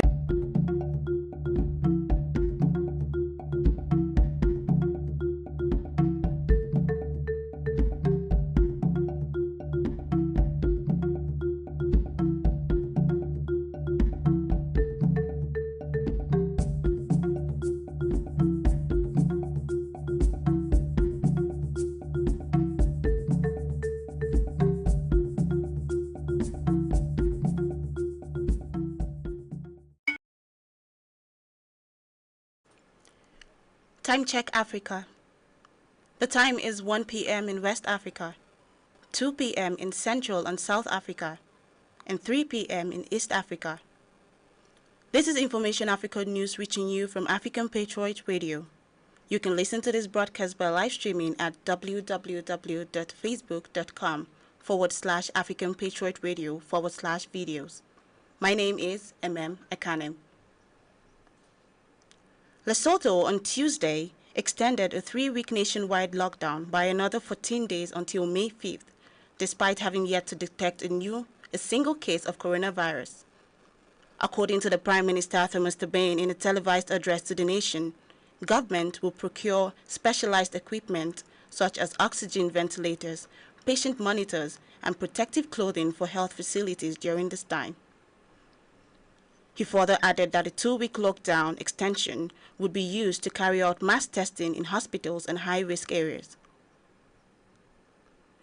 The Minister of Humanitarian Affairs and Disaster Management, Sadiya Farouk, has disclosed that there is a comprehensive list of information the federal government of Nigeria will use to identify poor and vulnerable Nigerians who will receive the conditional cash transfer in the wake of the COVID-19 pandemic. Farouk, who disclosed this while responding to questions at the Presidential Task Force briefing on COVID-19 on Tuesday, stated that the government will deploy the use of BVN, bank accounts, and mobile phone records to identify such people. She further stated that this digital measure would be faster and will make the distribution more effective. In business, South African President Cyril Ramaphosa has announced an economic relief package worth $26 billion intended to protect companies and 3 million workers during the coronavirus pandemic. In a televised address, he said the assistance amounted to 10% of South Africa's entire GDP. Funds will be provisionally diverted from the national budget, but discussions were also underway with the World Bank and International Monetary Fund. In entertainment, Ethiopian pop star Halma Labate has donated her house to aid COVID-19 response. In sports, Ghanaian top performing defender in the Spanish La Liga, Mohamed Salisu, has topped the chart in clearance with 136 as he rarely commits fouls, which is a very important attribute of a marquee defender. The 21-year-old is the first choice at Valladolid with 27 league appearances and 1 goal to his credit. The Ghanaian youth star has also emerged a transfer target for many clubs, including Manchester United and Real Betis. And on to the weather. Addis Ababa, Ethiopia will be partly cloudy with 20 degrees Celsius, and Cairo, Egypt, with a sandstorm forecast of 31 degrees Celsius, while Nairobi, Kenya will experience light showers at 20 degrees Celsius. And that was Information Africa News as produced by the APR News crew. Before we go, our African proverb for the day is a Tanzanian proverb that says, "A small thing can cause the downfall of a powerful person." I am Ekanem. Coming up next is News Expression by Elvis Oga and Fulfillment Nwaturucha. Good afternoon.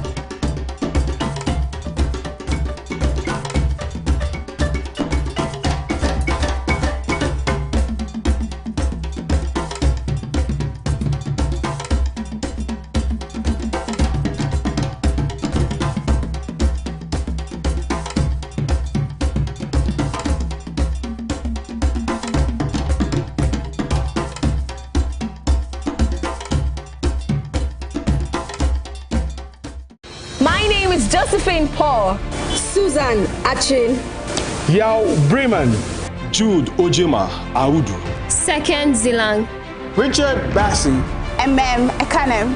I am Mercy Joe, and we are African Patriot on African Patriot Radio.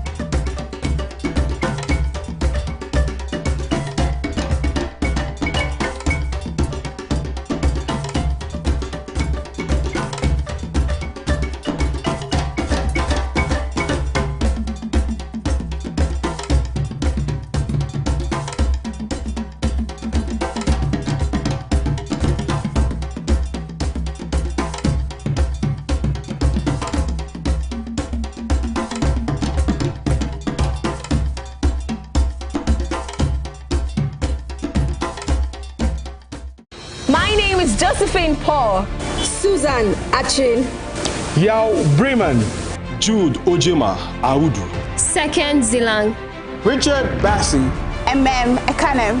I am Mercy Joe, and we are African Patriot on African Patriot Radio.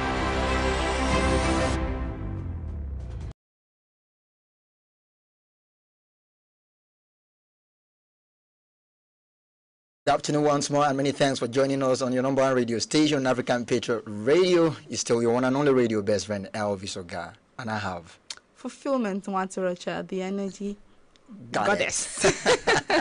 It's all good. All right, we very well like to welcome you on this particular program. We call this News Expression, where we have to dissect, analyze, and chop all the news items that were brought to you from the African Information News.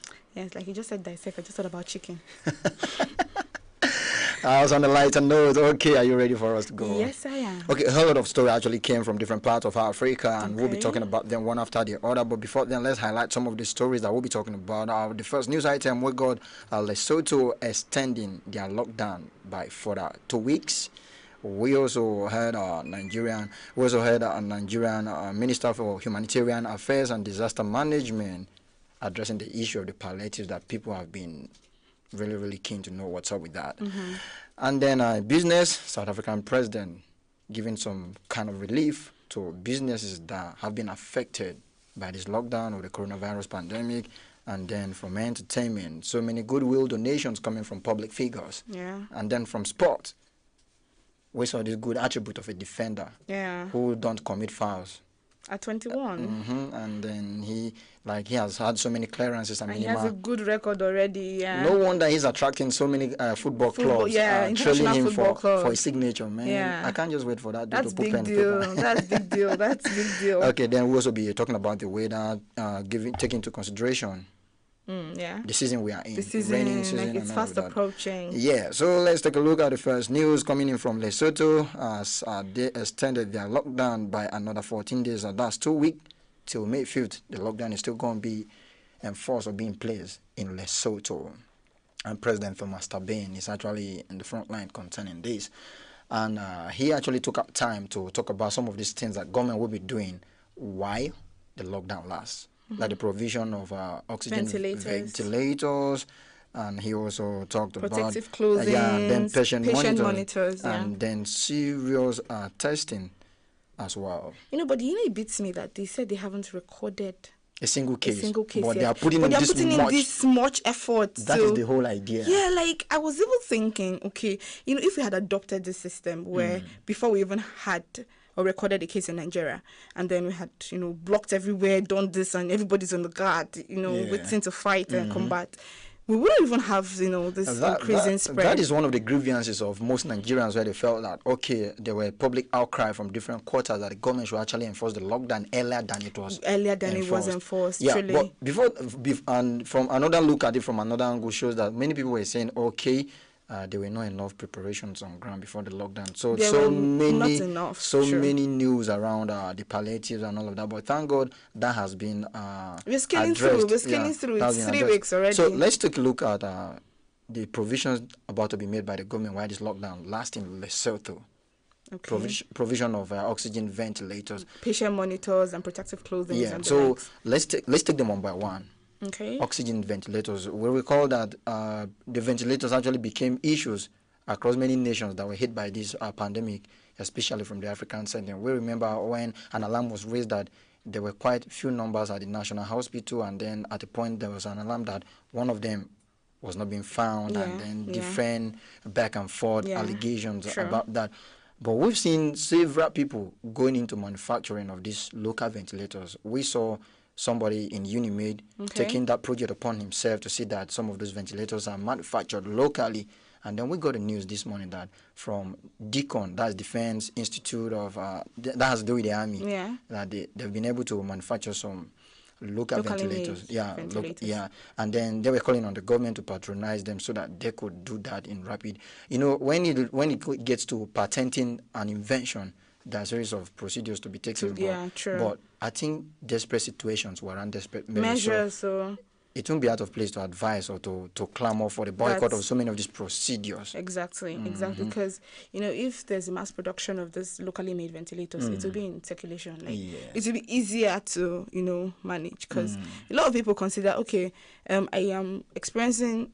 Look, I wouldn't say imaginary symptoms now. I'll say I'm experiencing symptoms of the COVID-19 pandemic, and then I don't want to go to the hospital because there are no ventilators, or you're not being adequately cared for. Nothing is really put in place. So I think the little they have, they just need to manage the people that are already there. So I'll just rather stay in my house and then take care of myself the normal way. But trust me, if the government should put in attention and effort to cushioning the mass production of these ventilators, these locally made ventilators, it would help curtail and also manage, because we're actually recording healings. People are getting healed and discharged. I heard they said you have to test negative twice.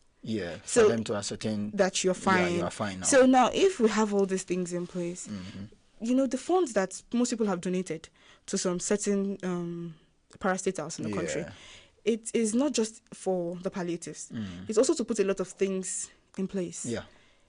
Okay, if we have part of this money also, disbursed to the mass production of these ventilators, like they were seeking for the government funding for it, I can tell you that we'll be able to overcome this in no time. Let's talk about another key angle of that particular news or that story, provision of the PPE, protective personal equipment. The high risk of exposure of these health workers to this pandemic is something else. And if this is supposed to be a one-off stuff, like it's disposable, you're not supposed to use it more than once, and one kit goes for about 80,000 naira. You can imagine. And then you use it today, tomorrow 80,000 is gone. You can't use it again. 240.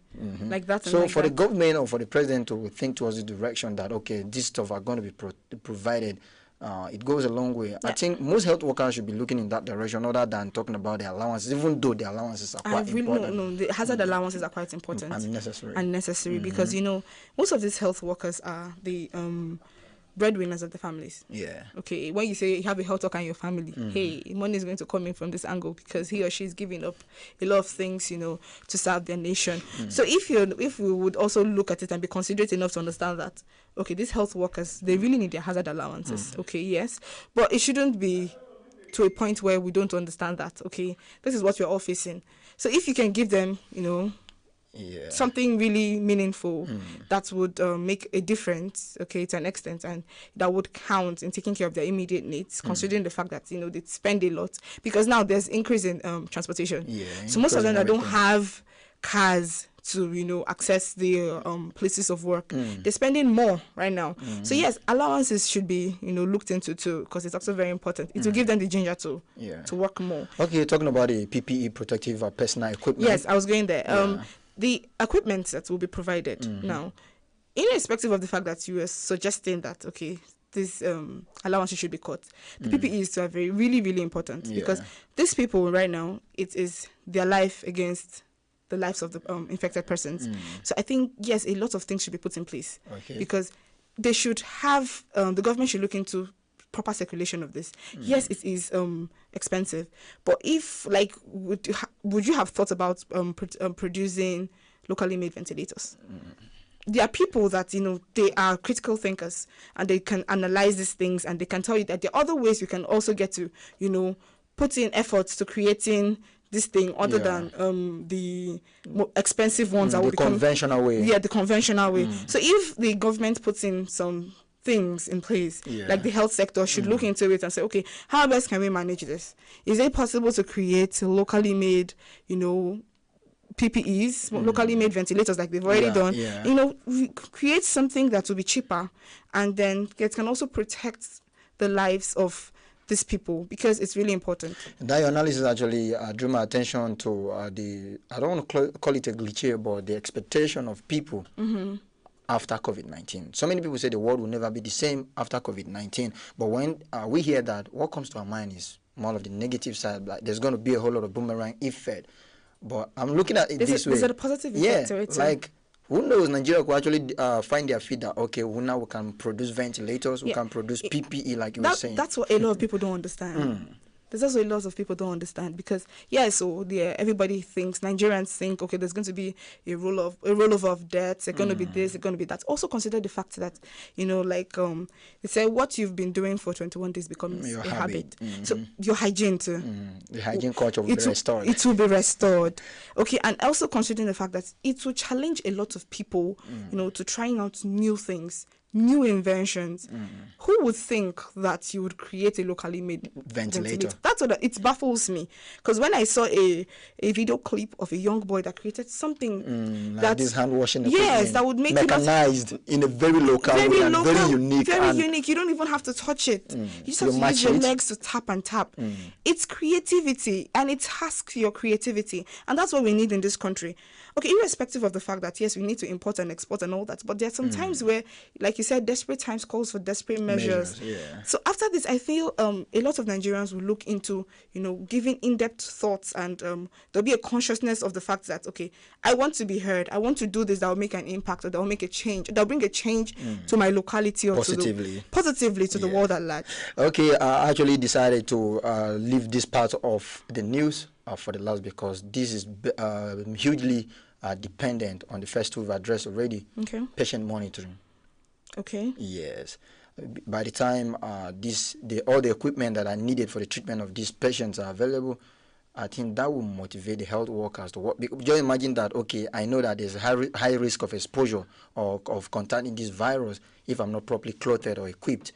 And then I will be feeling like a daisical or lethargic to work to an extent. True. But when these things are provided, there will be good monitoring of these patients. Yeah, there's a saying that says, when you pay peanuts, you employ monkeys. So now the thing is, when you provide the basic things, the motivation will be there. Because these people want to give in their best. Yes. NCDC actually, sometime, I think I saw a post that NCDC called for volunteers. Yeah. A lot of people turned it down because they're like, when everything is not in place, how do you want me to go risk my life? Because yes, they can train you. Yes, you will be trained. Yes, the military, paramilitary, they've all been trained. You had doctors that were trained, to be able to manage the coronavirus, the situation that we're all faced with. But there are also people outside that are not doing anything, and they're willing to, give their best to see how best we all can manage this. And then a lot of things are not in place. Say, for instance, I'm volunteering, and then hand gloves finish, and then I'm now trying to use the nylon to wrap my hand. So a lot of things that should be put in place to be able to monitor these patients, because with that, we'll have more hands on deck. Shout out to different people that are trying their possible best in different endeavors to make sure that this pandemic is over. I saw news from different governors where they have mobilized tailors within their locality, and they are sewing these locally made face masks already. It's quite a good one. Let's move on to the next story, and this story is actually coming from Nigeria, where the Minister for Humanitarian Affairs and Disaster Management, Sadia Farouk, has disclosed how the palliative stuff will be handled. And then resorting to the electronic way or system, talking about the BVN phone informations to disburse palliative is actually a good one. Nigerians have been yearning for this for a while now, and then finally the cry or the plight of Nigerians is getting to the appropriate authorities. Yeah, it's always said that we're insatiable. Okay, no matter what you do, you cannot please everybody. Yes, to an extent, a part of Nigeria, a quarter of Nigeria is saying this is a welcome idea. We are going to thrive on this. Okay, since you're trying to do this, we will get this. Since you want to use phone records, you want to use the BVN and bank accounts, yes, you would reach out to every Nigerian, both in the grassroots and otherwise. But also, there's another quarter of Nigeria that is also saying that, what if I don't have a bank account? What if I don't even have a phone? Because if I have a phone, I have to charge. And what if I don't have money to pay my light bill and I can't charge my phone? Well, what if there is no light? What if there is no light? Okay, now let's say there is light. Okay. What if I don't have the money to I can't afford my electricity bill? How would I get to charge my phone? So, a lot of things are now bordering around the fact that this is something the federal government has adopted. And they feel there's need to implement, this through this avenue, channeling it through the bank accounts, phone records, and the likes. But another quarter of Nigeria is saying, come to us. Don't do this from here. Yeah, I think I would say that they are trying to, maintain and not compromise the stay-at-home order and social distancing. Yes. I feel that's what's trying to happen here. Apart from that, recall that a data has been generated already. We made reference to a data that was generated for the conditional cash transfer, Yeah. when a particular tranche of money was returned back from to Nigeria from diluted funds outside the country, and then against all odds, the government said, no, these people actually needed this. So from there, as we speak now, palliatives have been disbursed to some people in different states. About 20 states are currently enjoying this at the moment, according from the statistics we got already. And then this piece of information we are talking about now was made known yesterday during question and answer section with the Presidential Task Force on COVID-19. Yeah. And then some people, palliatives have been handed out to people like on physical, and then this is coming. This is to encompass more Nigerians. And I love the energy you put in and the passion you put in when we're talking about this country. That shows how patriotic you are. No, it's something that's affecting us all as an entity, because it's something that your brother might have it, your neighbor might have it, your seatmate might have it, your colleague might have it. So it's something we all have to put in to consideration, because a lot of people don't talk about. I've seen a lot of people that usually before now they would never tell you they are broke or they're hungry. Yeah. But with the COVID-19 pandemic and the spread and everything, you could see a young guy telling you, I can't go to work. Yeah. I have to feed my kids. I have to feed my family. I am hungry. And so now with these people that you expect that are the middle class in the society, which are the major chunk of the society, the class of the society, the middle class. This middle class, people in this middle class are not going to work. Yeah. Some of them are taxi drivers, Uber and the rest of them. So how come they are at home and, they are sitting down in their houses and they don't have money? Most of them are even scared of going to the markets to buy something, because people are in the marketplaces. Everybody's trying to keep the physical distance. And then you're now saying you want to send me money to go to the market to buy something. Some people in these marketplaces, mind you, some people in these marketplaces don't want to even sell. They want to pack their properties and keep it for themselves, because they'll be like, we don't know when this is going to end. So why don't I protect myself? Because most of these farmlands the supply chain has been interrupted. Yeah, we keep talking about that. Yeah, the supply chain has been interrupted. I spoke some time ago about the truck that was attacked on the way, on its way to Abuja, and a lot of things were stolen from the truck. Or the taxi that was sidelined, ambushed, and then, the taxi guy was beaten, and then foodstuff were stolen from the taxi. So what's the assurance that even when you send this money everybody is going to get it? Because I can tell you for a fact that in my house we're like 7 to 8 of us. We all have bank accounts, rectified BVNs, and so if you're sending us say 20,000 naira each, that's going to be too much money. I think there was a segment where the minister actually addressed that issue, that there's a way the analysis will be done so that people don't receive multiple in the same family. Now, do you know that somebody else might be somewhere wearing fulfillment one to Rocha? Yes. And then you think we're of the same family, right? That's why I tell you. There's analysis. Okay. I'm speaking from the angle of the Nigerians that will tell you, okay, why don't you just take this money? We don't want your money. Buy this food stuff. Give it to our clan heads, or give it to our local government chairman. And in badges, Wing A, Wing B, come on Tuesday to pick up your stuff. I don't think it will be out of place for us to try this time, because we've tried that particular one you talked about. Same Nigerians were complaining of the transparency of the whole idea. Like, it doesn't get like I said earlier, humans are insatiable. Yeah, exactly. There is nothing you would do, because even right now as we're sitting here, there are a lot of things that you would want to do that you can't get to, because you feel, okay, this should have been done better. Exactly. Everybody wants to air their opinion. Okay, let's take a look at this way. Society is a system, and a system is made up of different organs. That is why we say, okay, if this organ is not functioning well, then the system will not be functioning totally.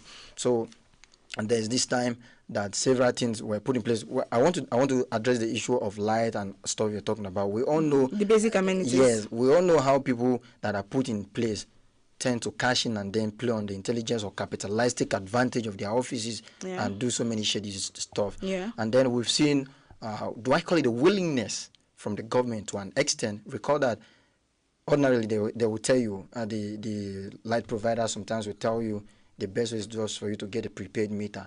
Apply for prepaid meter and see how long it will take you. It will take forever, because they know it is from that estimated billing. That's the chunk of the corruption, according to statistics that have been put out. You get. So now, there's a commission which is responsible for electricity in the country, came out and was like, okay, we know how to go about this. and then they put out a memo or a circular that if you don't have a prepaid meter, let your bill not be above a certain amount. Do you know that in a way will now make these providers, these electricity power providers, to say, okay, let's speed this up. If not, we'll be on the losing side. Because imagine when you have all the appliances at home and they tell you, okay, it is your duty to provide meters for these guys, and you don't provide a meter. So please don't let their bill exceed certain amount. So by the time we get these different sectors of the economy of the country, right? Maybe policies like this will just be free. It will just flow. Yeah, true. Okay. Because when I heard a story of a woman that couldn't afford to pay her light bill. Oh no, she said she had her light bill, and all of a sudden with the stay-at-home order and everything, her light bill finished, and so she needed lights in the house. There was heat and everything, and so she mistakenly did something, and then it's the compound just there's a way the whole lights thing. She ended up spoiling or having issues with her prepaid meter. Okay, and then by the time she called the operatives, please come and check my meter. It took them like almost 72 hours to come. And so when they came, they said, they just took, knowledge is power. Yeah, exactly. So they just took a fuse and fused it into something else, and lights came. And then they were like, pay us 20,000 naira. Just for that. I know everybody's trying to cash in. Everybody is trying to cash in one way or the other. Like you said, power. When you're in a particular position, you tend to use it to do shady things, to take advantage. So yes, but I think when these people forget that these people they're collecting this money from, they're also at home. We are not. Nobody's cheating anybody. Yeah. We're all faced with this. So, to an extent, it's really important that as a society we get to deal with this equally. There's a question on my mind begging for answer, but we'll talk about that later. But I have to put out the question. Okay. In a situation where a community or a set of people are using a transformer, and this transformer gets spoiled, whose responsibility it is to repair this transformer? Because what you just narrated now, like. A power part is bad, and then somebody comes to fix it, and then you ask the person to pay. Is it right or wrong? Questions begging for answer, but we'll discuss that. We'll definitely have to discuss them. We really do. I know these are some of those things. These are some of the things on the minds of Nigerians, and they really want to know and how, they want their views, if they are supposed to, if they are not supposed to. And then if they are supposed to, then what becomes of the tax they have been paying? Even though we know most people don't pay tax, but we're advising people. Okay, away from that, let's head to South Africa, where we got the news from South Africa that's really about helping people and still from the business aspect. As President Cyril Ramaphosa announced economic relief package worth $26 billion. That's about 21 billion pounds. Yeah. And this is about 10% of the country's GDP, gross domestic product. Like, when I read it, I'm like, South Africa. You were trying to get it because you were trying to compare in your mind what's obtainable in other places. What's obtainable? Because you see where people are doing this thing all out. I even heard somewhere they were saying they even cut down on businesses for some people. There's a level of there's a certain amount of task you're supposed to pay, considering what we all faced with. They gave waivers. Tax waivers. And then I'm like, okay. This is a really good, step because to an extent, who would think that, they diverted it from the national budget? Yeah. Who would think that, okay, this, I wouldn't want to compare, no comparisons, please. I would have said, I want to compare to my country, but no comparisons. This is a very brilliant move. This was a very, very brilliant move, to help contain and, manage the spread of the virus. Whoa, it was a very brilliant move. To companies and workers, I want to work in South Africa. And then you won't begin to wonder, where is this money coming from? That is when you have to talk about the excess crude for countries like Nigeria, the foreign reserves. These things are supposed to be in place for the rainy days so that when they come, you can dip your hands in those pockets, that's with the permission of the right authorities or the appropriate authorities and under a very transparent environment where everybody will be carried along so that they won't accuse you of having inner motives or personal agenda. Two things, yes, true. So where is South Africa getting this from? And then for them to think well of their people like this, what is obtainable in other African countries, other parts of the world? They said it was taken from 10% of their GDP, yes, and also diverted from their main budget, their national budget. So it's it's something a lot of countries should emulate. Yeah. Like, we cannot even drive home our point without narrowing it down to some other places. Yes. Okay, we'll have to take a look at what's the mainstay of their economy. Gold mining. Gold mining. That is why when the lockdown was enforced, they said, like, gold miners are essential workers in South Africa. Yeah, so it just keeps it going. Yeah, so they were like, they should still be coming to work. Then when you bring it down to Nigeria, our mainstay of our economy is the oil. Crude oil. And crude oil is badly affected by the coronavirus pandemic. The oil price has dropped.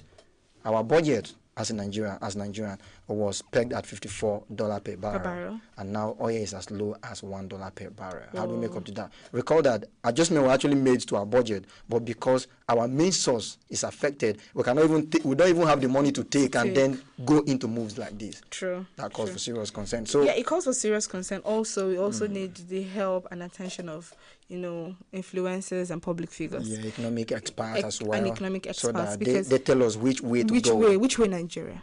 Which way Nigeria? That's the question. Which way Nigeria? Because if South Africa was able to pull this, I think to an extent we were not doing bad as a country. No, we're not doing bad as a country. So we just need to have a little more improvement, a direction to know how best to approach situations like this for the future too. Yeah, for the future. That's why I had to mention the excess crude account and the foreign reserves, which at one time they are depleted, and another times they keep growing, inflated, and then true. Like at every point in time we need to look into stuff like this so that we know that during the raining days we have something to fall back to. Yeah, like talking about the way out of this is not rocket science.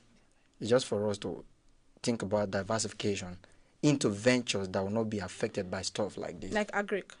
Yes, to an extent. Okay, if we even have the venture in place, it's just for us to make the people, the key players in these ventures or sectors, support them and make them the new essential worker. Yeah. Like gold miners are essential in South Africa at the moment because that's their mainstay of economy. So if agriculture happens to be our mainstay, trust me, we can thrive. We can thrive. If agriculture is looked into and supported and boosted and so during lockdown like this, they now give waivers to agriculturists. Yes. And then maybe like they become the essential workers. And then they allow them to continue with the It's not like activities. They become the essential workers. They are part of the essential workers. Okay. Because we cannot just say they will just become the essential workers. They will be part of the essential workers that would help, circulate food. Okay. Because right now a lot of them are scared. A lot of them feel if I should go to my farm, I will be harassed. I'll be robbed. A lot of them are scared because now for instance a farmer that is living far from his farm. Yeah. Okay, that his farm is not of close proximity to his abode, his place of abode. Now probably need transportation. Needs transportation, and then he's on the road, and the policeman is asking him, "Where are you going to?" And he says, "I'm a farmer." The vehicles are not even forthcoming because of the lockdown. Now he stays at the bus stop for like a period of say an hour or so, and then he sees a vehicle, and then the vehicle is twice the normal transportation fare to where he's going to. Fine, he boards, and then he's going on the road, and the police stops him, and he's like, "Okay, where are you going to?" "I am a farmer. I'm going to my farm." "Go back." Okay. I think to an extent, these people have to form like a union. Okay, in their different clans, localities, form a union that would be represented. Because with a union, you can be able to tender an ID card and say, "Okay, I belong to this body, and this is where I am going to." They have some of these things in place. That's the cooperatives, but it's just that we need more. More fragment of them in place? Yes, we need more fragments of them, driven down to the grassroots. And everybody has to understand that these people are really important because without them, food. Jeez, I love food. Okay, still news expression on your number one radio station, African Patriot Radio. Elvis Oga, radio best friend, is right behind the MRC, and I am fulfillment one to the energy goddess. We go on a short timer. When we return, we talk about more stories that actually made our information African news. Please stay tuned and don't go away. Yeah.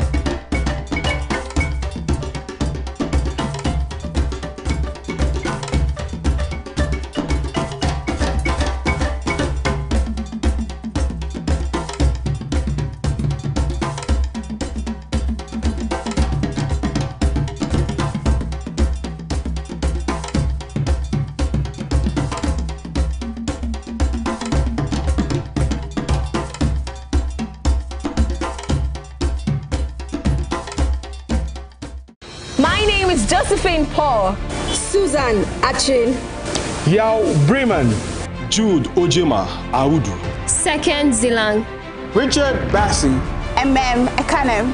I am Mercy Joe, and we are African Patriot on African Patriot Radio.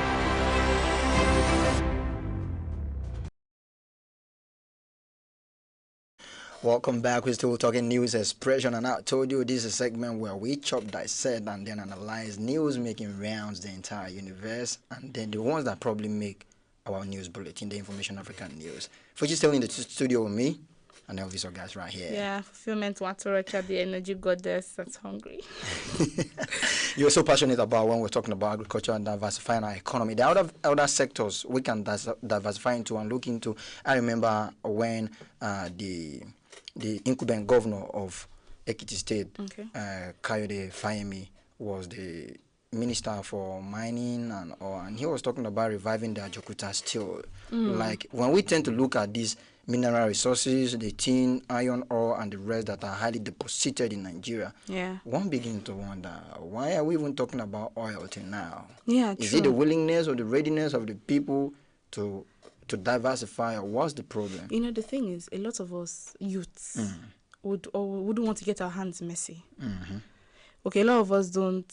I think the government has. You use the right word. White collar jobs. Why? Yeah, I was getting there. I wanted to say that, you know, a lot of us don't understand what, you know, it is to really get to work to make more money. And everybody wants a white collar job. Everybody wants to wear suits and tie and, you know, go to the office. Can I come in? Like, I know you don't like being called, but please, can I come in? Yes, you can. Okay, like, I think it's a societal thing. Yeah, it's a societal. The idea that was sold to the youth and the precedents from that birth has been set. Yes, it's not really. It's not our fault. It's not our fault. It's only it takes someone who has grown to realize him or herself to like, okay, I know this is right. I need to do. Else, they will tell you, even right from the cradle, they'll ask you, what do you want to do in life? And you mention agriculture, they'll be like, are you not seeing doctors? They don't even make you want to talk agriculture. Not at they don't all. even want to make you talk about mining. They don't even make you want to talk about, you know, a lot of things. Tailoring, for instance. They don't make you want to talk about, you know, fabric making and the rest of that. They always just make you want to talk about white collar jobs. Medicine. I don't really know how adventurous I am, but I remember reading a novel about South Africa, the Cape Town mining, and then, you know, during mining, disasters could happen where people become caved in, and then they have to dig. People get trapped under the soil for 7 days. They have to dig out, and people still make it. I was like, man, I like this. Yeah, but your family wouldn't like it. Not at That's all. the Like thing. how practical is it even in our country? If we all as you know, as a country, as a body, decide, okay, these are the things that would have to put in place to do this. A lot of families or parents will say, I don't want you to go and get trapped in. But there are other occupations, white collar jobs especially, that you do, and, you know, everything in life is a risk. You do and equally get trapped in. So you were asking which way forward. Which way in Nigeria? It's high time we started giving incentives to some of these other areas so that it will motivate people to venture into them. So we can have a fallback. Remember we were talking about yesterday, like there are certain things we need to do to move forward as a nation. And somebody was like, we need to revisit our constitution. We really need to make adjustments to our constitution and the curriculum. School curriculum was coming to that. Yes, and the curriculum. Because if you see what happens in school these days, and where people go to school and then you are taught just to pass exam.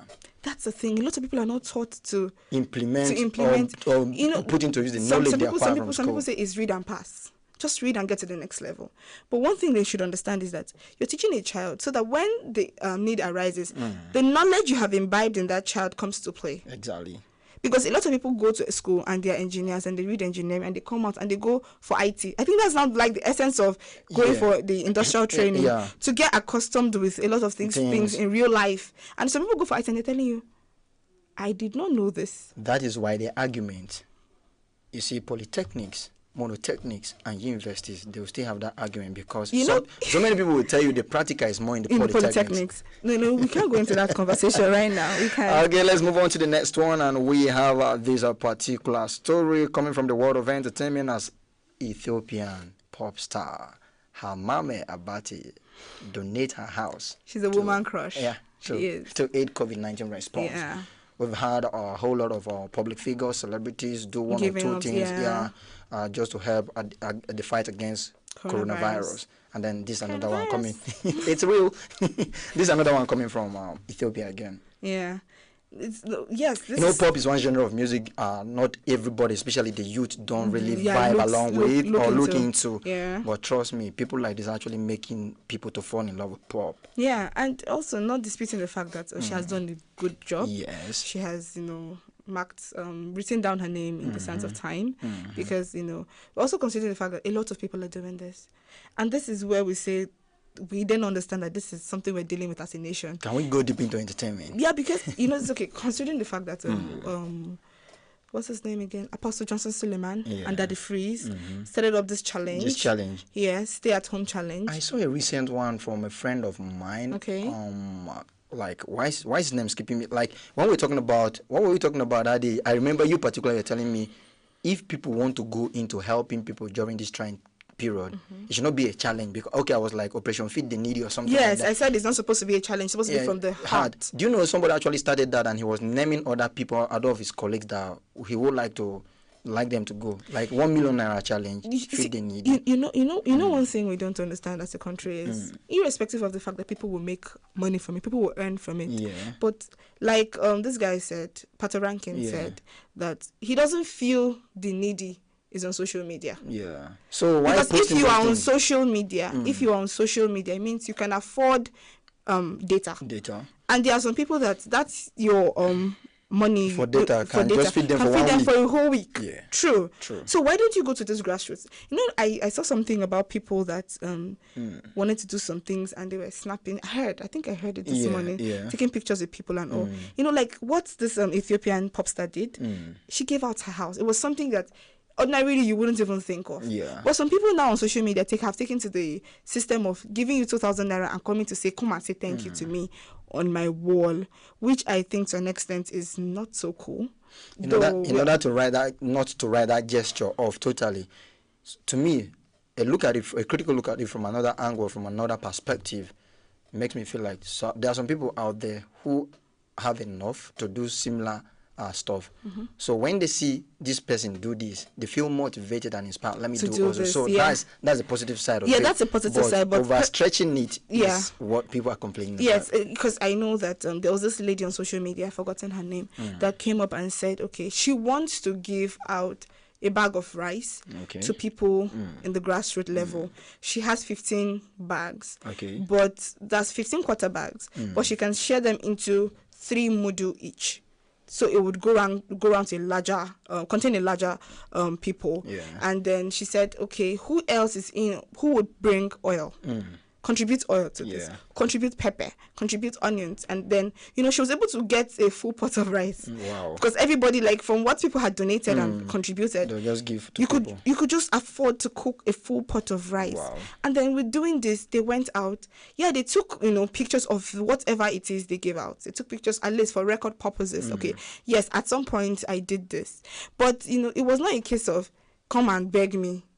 Or some people will say, come and tell me my favorite name, or come and tell me my favorite color, and then I'll dash you money. It's not like it's subjecting people to, I don't know. But I think a lot of people have also complained about it. I try to see positive in every situation. Yes, I think, when they tell people, tell me my name and all of that, it makes them really want to do research, and from that research, you research can about you. Because I'm hungry. I am hungry now, but does not mean I want to know your name. Oh, yes. So if you're doing it for people, just do it regardless. If you're doing it for people, do it regardless. Okay, now I was asking if we can go real deep into entertainment, because I know entertainers out there listening to us. Most people won't come from this angle of argument or line of argument that it is part of their corporate social responsibility. But trust me, there are two different things.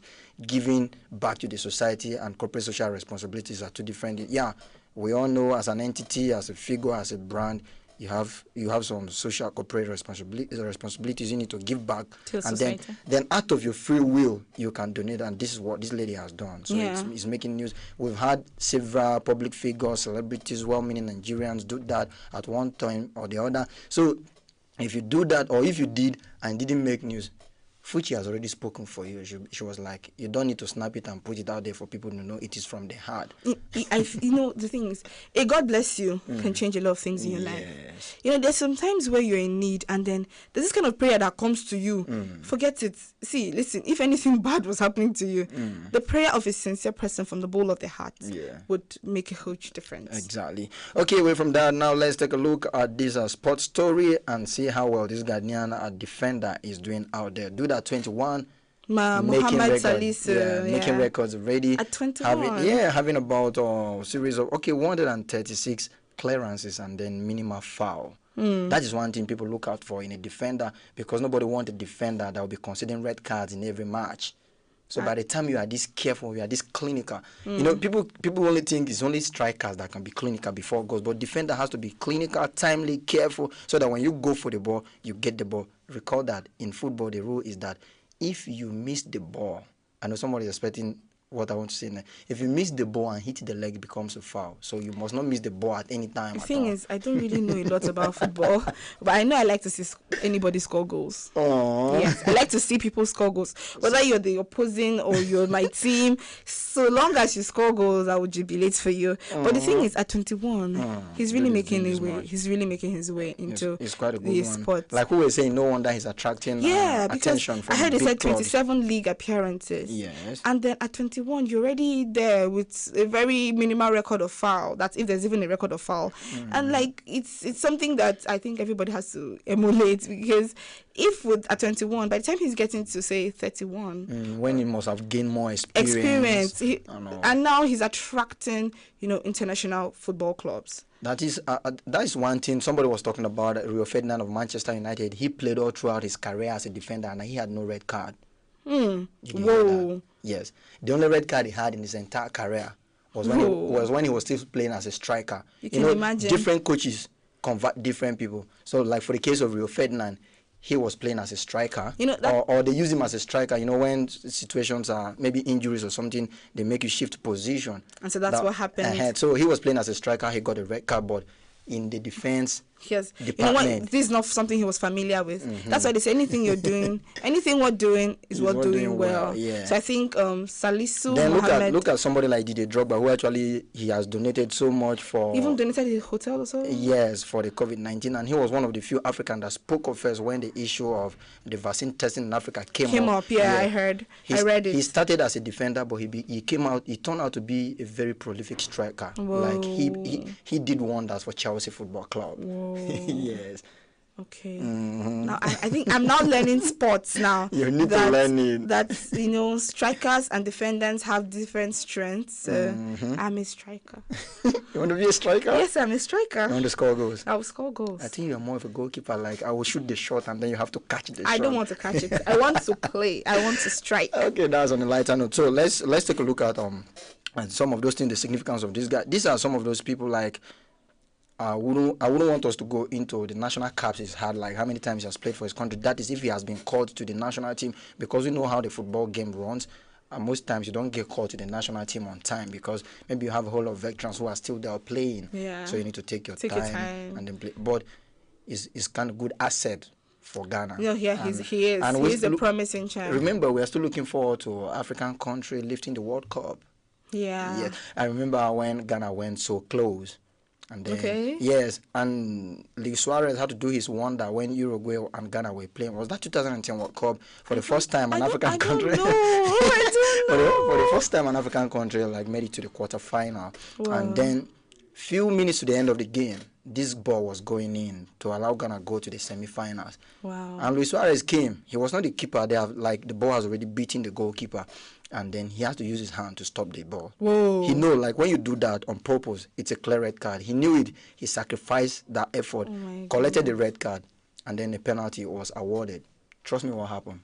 Asamoah Gyan of Ghana had to take that penalty. And dude missed. Oh my God, I was actually thinking you were going to say, and he went, and he scored, and it's a goal! He missed. And then after that, he was like, he wouldn't want to be taking spot kicks again. Wow. So he laid back on that, and for a while, he wasn't taking. it's good to point out that Asamoah is actually a musician too, even though he's not the one we're talking about, but we're talking sport on this segment. Yeah, I think after the show, you have to, enlighten me and teach so me that at least you can be jumping on the sport program. Yes, I have to. I really would want to with my jerseys on. Okay, it's all good. Now let's take a look at weather report from different parts of Africa. Okay. Addis Ababa, Ethiopia, is partly cloudy with 20 degrees Celsius. And then Cairo, the capital of Egypt, is with a sandstorm with a weather forecast of about 31 degrees Celsius. And then Kenya, Nairobi, will be experiencing light showers at 20 degrees Celsius. It's like, no doubt we're in the raining season. Yeah, it's here. We had a shower yesterday. Yeah, too. we did have a shower here. It's here. It's here. So everybody has to go out with their umbrellas. But if you're going out, go out with your umbrellas. Because we have series of lockdowns. So essential workers are still going out. That's what I'm saying. If you're going out, you go out with your umbrellas. For ladies, go out with your shower caps. For guys, you can go out with your raincoats. I think I last used a raincoat when I was really little. Because you go out with your raincoats. I last saw one when I was in secondary school. Oh, I didn't even use one in secondary school because I was in boarding school. Yeah, it was in boarding school, but going from your dormitory, as we call it, I entered the rain, dancing and jumping. Dancing in the rain. You don't want to bring up that to No, let's not do this.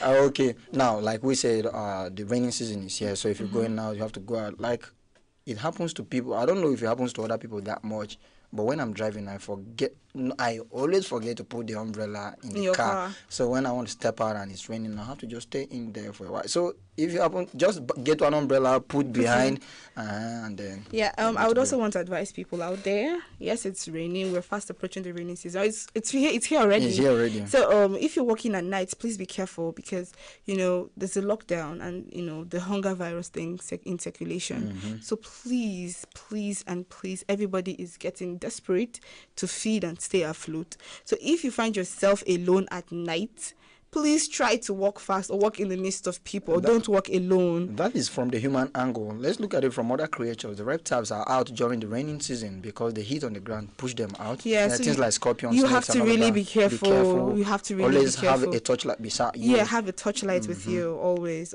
And please. Yes, we know you're not going to protect yourself. You have to protect yourself, but God protects us all. So we hope that this coronavirus pandemic will phase, and we will not phase out with it. How can we even talk about the rainy season without linking it to agriculture? How are our farmers going back to farm? That's what I was saying. These are things that we're faced, but you know what? We don't really have to. I would have elaborated and talked about this because I'm paying food. I get it. The supply chain is interrupted, and everything is going to be on a pause now because there won't be. Let's do this for another day. Let's just do this for another day. All right, this is the much we can take on News Expression for now. And I'd like to say a very big thank you to you for riding with us on the show. Yeah, thank you for sticking with us on the show today. So why don't we do this same time, same station next week? Until then, my name is Elvis Oga, the radio best friend. And I am Fulfillment Nwatorocha, the energy goddess. And we are saying, do have yourself a lovely day ahead. Bye-bye.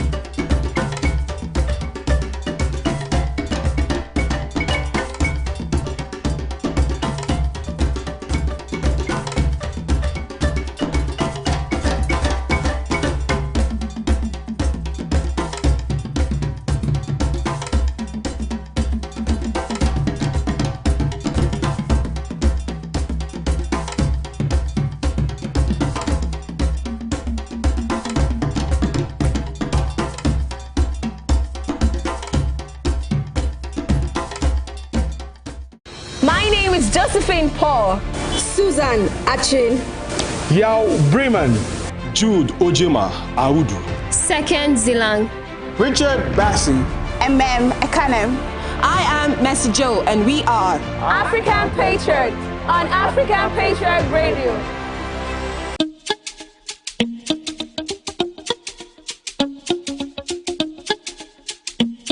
It's ODJ, yes. I feel too mad for you. Yeah. I feel too crazy for you. Baby, girl, I promise you my heart. Yeah, yeah, yeah. And I promise you my love. Oh, oh, baby, I wanna share my life with you. Yeah, yeah, yeah. I want to give my heart to you. Yeah, yeah, yeah, yeah. Oh, love, family. Now you be the one. Now you be the one. No. Oh, love, family. You be the one. No. Can you feel it? Can you feel it, girl? Can you see it? Can't you see, baby, you've captured my heart. Yeah, baby, you've captured my heart. Oh, yeah. Yeah. I'm not gonna ever play you Ojoro. I'm not gonna ever play you Tinko, Tinko. Ooh, yeah, yeah, yeah. I'm not gonna ever busy your polio. Yeah. Baby girl, let me be your provider. Say, baby, let me be your shelter. I wanna be there to cover you. Baby, let me be your Muslim. I wanna be there to fight for you. I will never fall your hand, and I will never break your heart, baby. Can you feel it? Can you feel it, girl? Can you see it? Can't you see, baby, you've captured my heart. Yeah, baby, you've captured me. Oh, yeah. Can you feel it? Can you feel it, girl? Can't you see her? Can't you see, baby, you've captured my heart. Yeah, baby, you've captured my heart. Ooh, do. Can you feel it? Can you feel it, girl? Can't you see it? Can't you see, baby, you've captured my heart. Do, baby, you've captured my heart. Oh,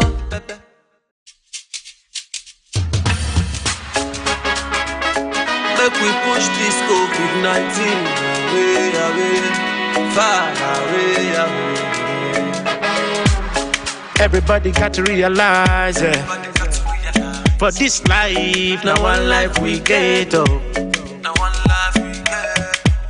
Everybody got to realize for this life, you don't get to duplicate. You don't get to duplicate. Keep to the rules and regulations, yeah. Stay for your house, oh, make you know they go out, oh. Now for your good, the government just to pass that law, oh. Now for your good, make everybody they safe, oh. Stay house, make you know they go out, oh. Make you know they go out, oh. For this time, Corona no get friend, oh. You no get friend, oh. Stay house, make you know they go out, oh. Make you know they go out, oh. For this time, Corona no get friend, oh, oh, oh, oh. Sanitize your hand, social distancing, keep it good hygiene. Make you day your house, oh. Sanitize your hand, social distancing, keep it good hygiene. Oh, oh. Make you day your house, oh. Everybody stop waka waka. Make we stay house for the better. Make we stay house for the better. Everybody stop waka waka. Oh. Everybody stop waka waka. Make we stay house, it go better. Everybody stop waka waka. Make we stay house, it go better, oh. Corona never get the cure. Everybody make you sanitize. Corona, it no be our friend, oh, oh. Oh yeah, keep distance. Oh yeah, stop to the waka. Oh yeah, sanitize your hand. Social distancing. 6 feet away. Keep it good hygiene. You wash your hand. Make you day your house. Oh, sanitize your hand. Social distancing. Keep it good hygiene. Wash your hand well. Make you day your house. Oh, sanitize your hand. Social distancing. Make you cover your nose. Keep it good hygiene. Make you day your house. Sanitize your hand. Social distancing. 6 feet away. Keep it good hygiene. Make you day your house. This is brought to you by the Nigerian News and sponsored by Patriots Club of Nigeria.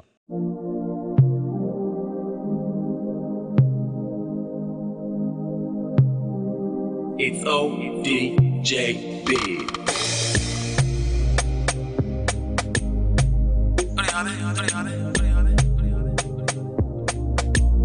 ODJ on this one, yeah.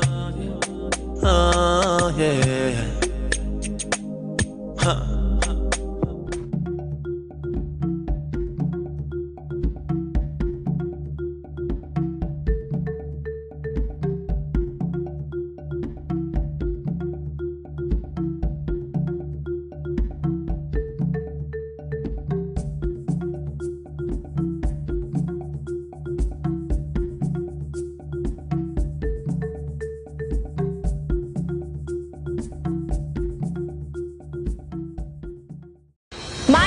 Josephine Paul, Susan Achin, Yao Bremen, Jude Ojema Audu, Second Zilang, Richard Bassi, Ekanem. I am Messi Joe, and we are African Patriot on African Patriot Radio.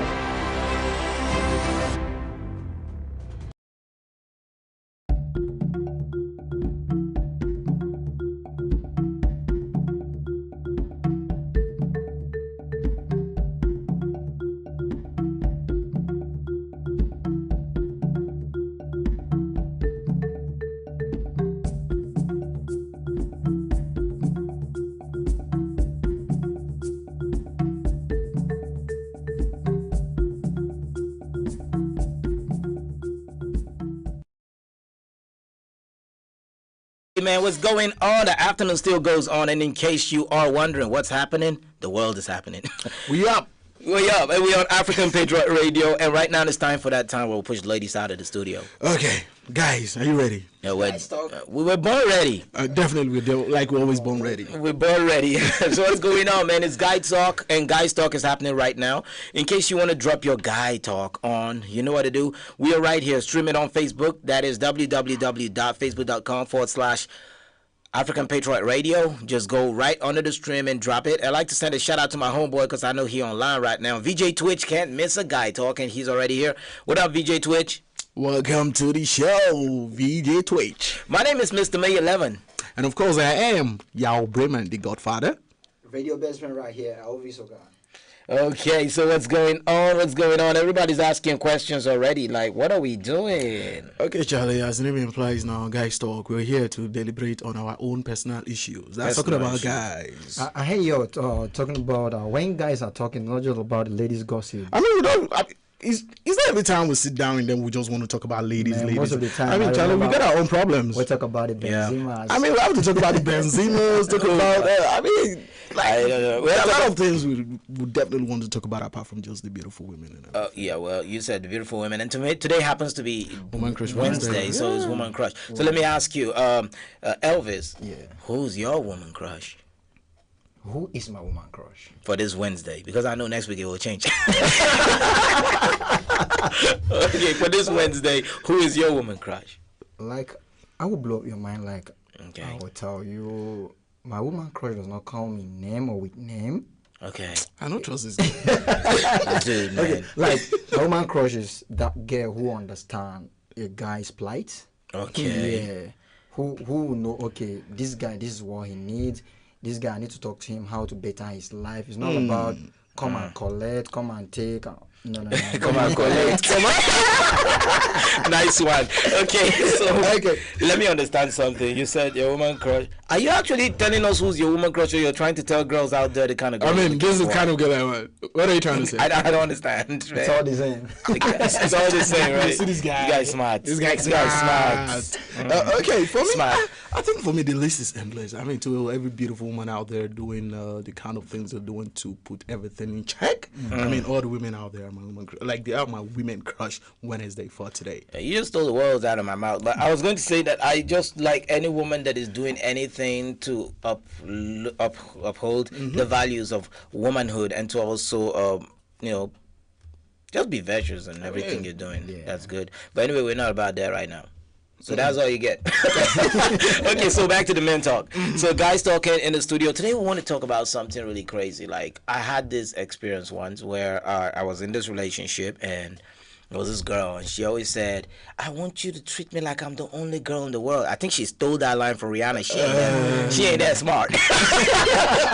But anyway, no, I'm not saying she ain't that smart. I'm just saying, I think she stole that line from Rihanna and she said she wants me to call her the cutest thing in this world. Was she? Yes, that she feels she deserves to be called the cutest thing in this world by me. So I started thinking, I said, well, cute varies. Yeah. Like what you find cute might not be cute to another person. Like I know a guy that says he like a girl with K legs, and another guy said I can't date a girl with K legs. I want a girl with bow legs. And someone said I want a girl that has both bow leg and K leg. I'm like, I've seen that before. Cable. I call it cable leg. Okay, yeah, my friend would say 2 left legs. 2 left legs. Hi.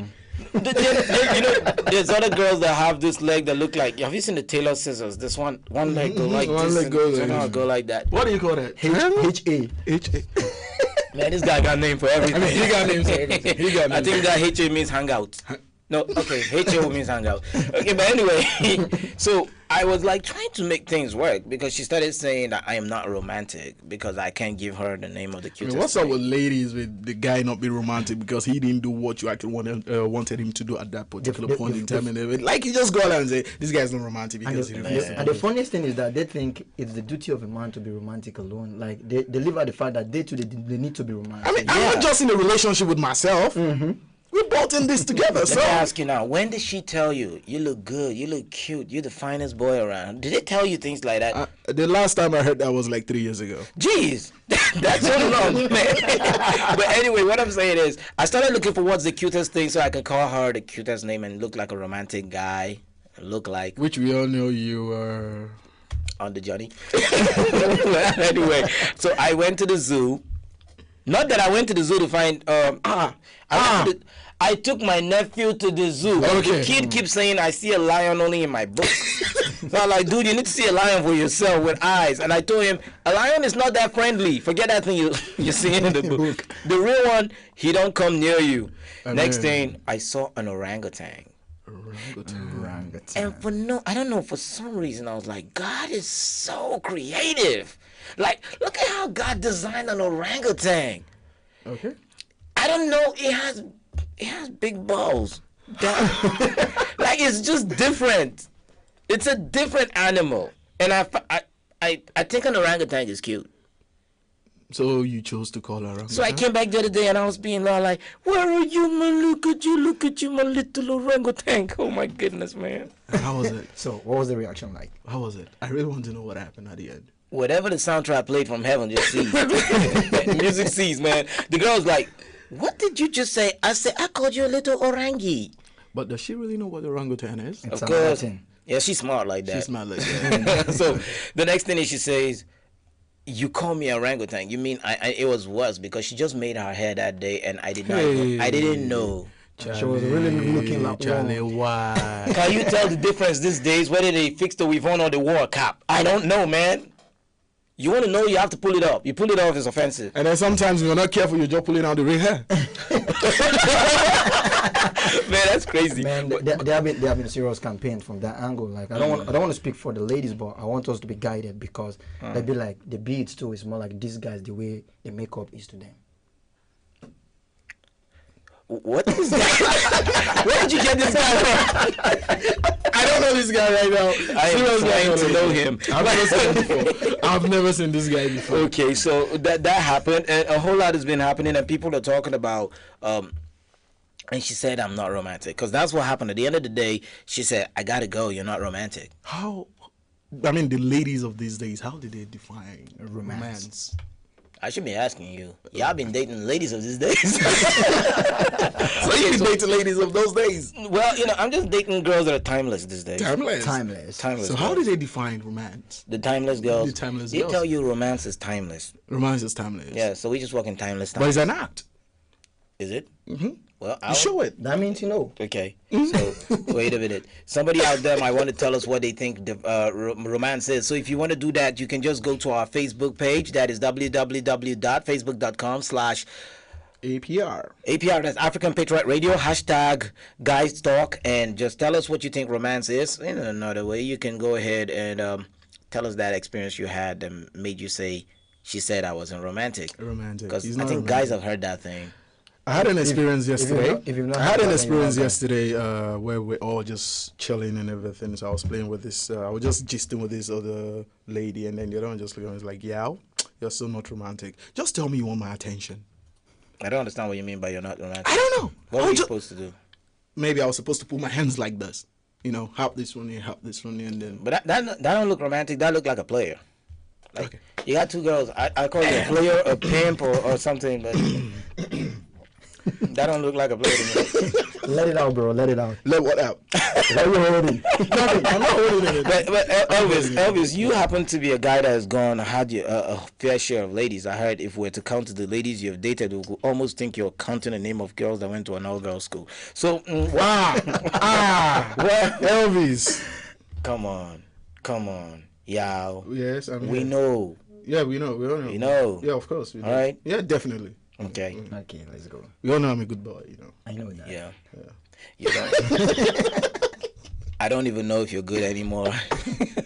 But anyway, I'll just like to stick with that story. So let's hear from you, Elvis. You must have had situations of this sort. Yeah. Where a girl hits on you and say you are not romantic. Like maybe you were supposed to do something.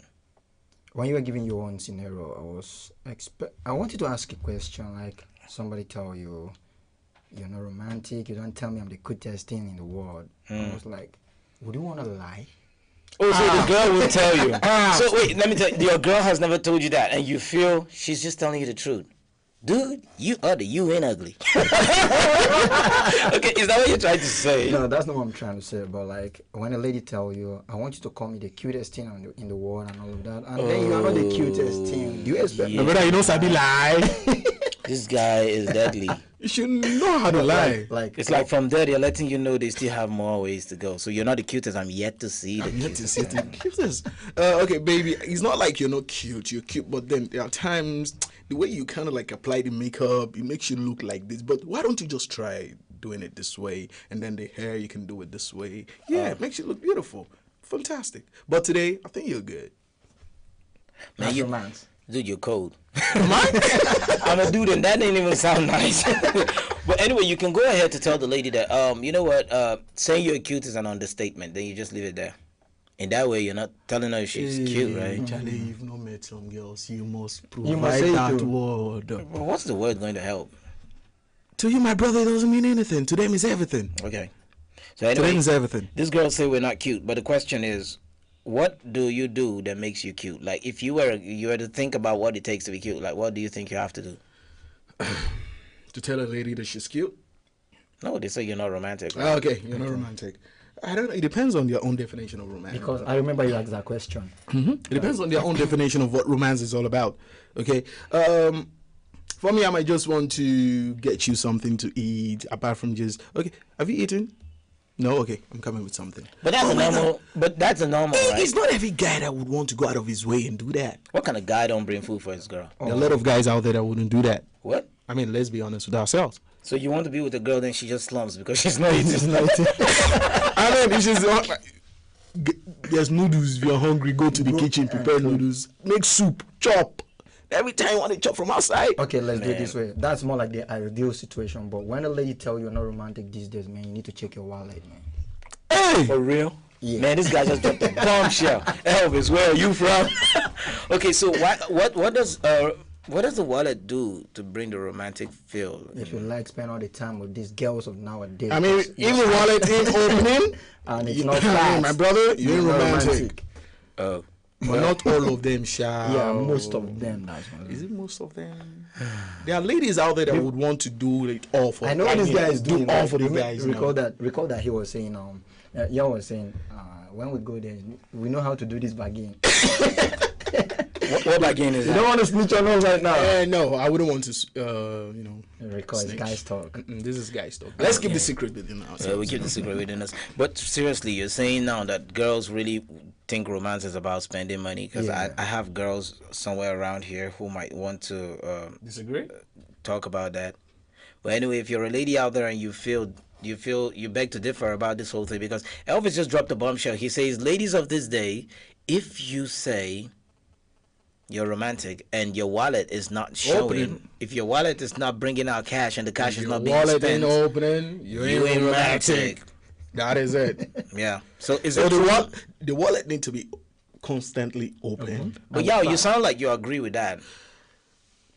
I'm indifferent about the whole situation. How can you be indifferent? Now, listen. This thing affects you. Now, this is it. I've been in a situation whereby the lady that I was dating at that point in time just didn't give any hoot about how much I was spending on her or anything. Sometimes you'll be like, Charlie, you just skip it. I got you, brother. What ended that relationship, man? You had a gold mine. Mm-hmm. Brother. And you let it slide. It's not all that glitters that is what? Gold. Okay, let's just leave it there. Okay, we'll not go. And then the other situation, I need to make my hair. I don't like ice cream. I want to eat corn. My clothes are old. I mean, I became the ATM. Are you serious? Yeah. The only ATM that is not loaded by you. so at that time, I'm not saying I can't do all these things for my woman. Yes, I can.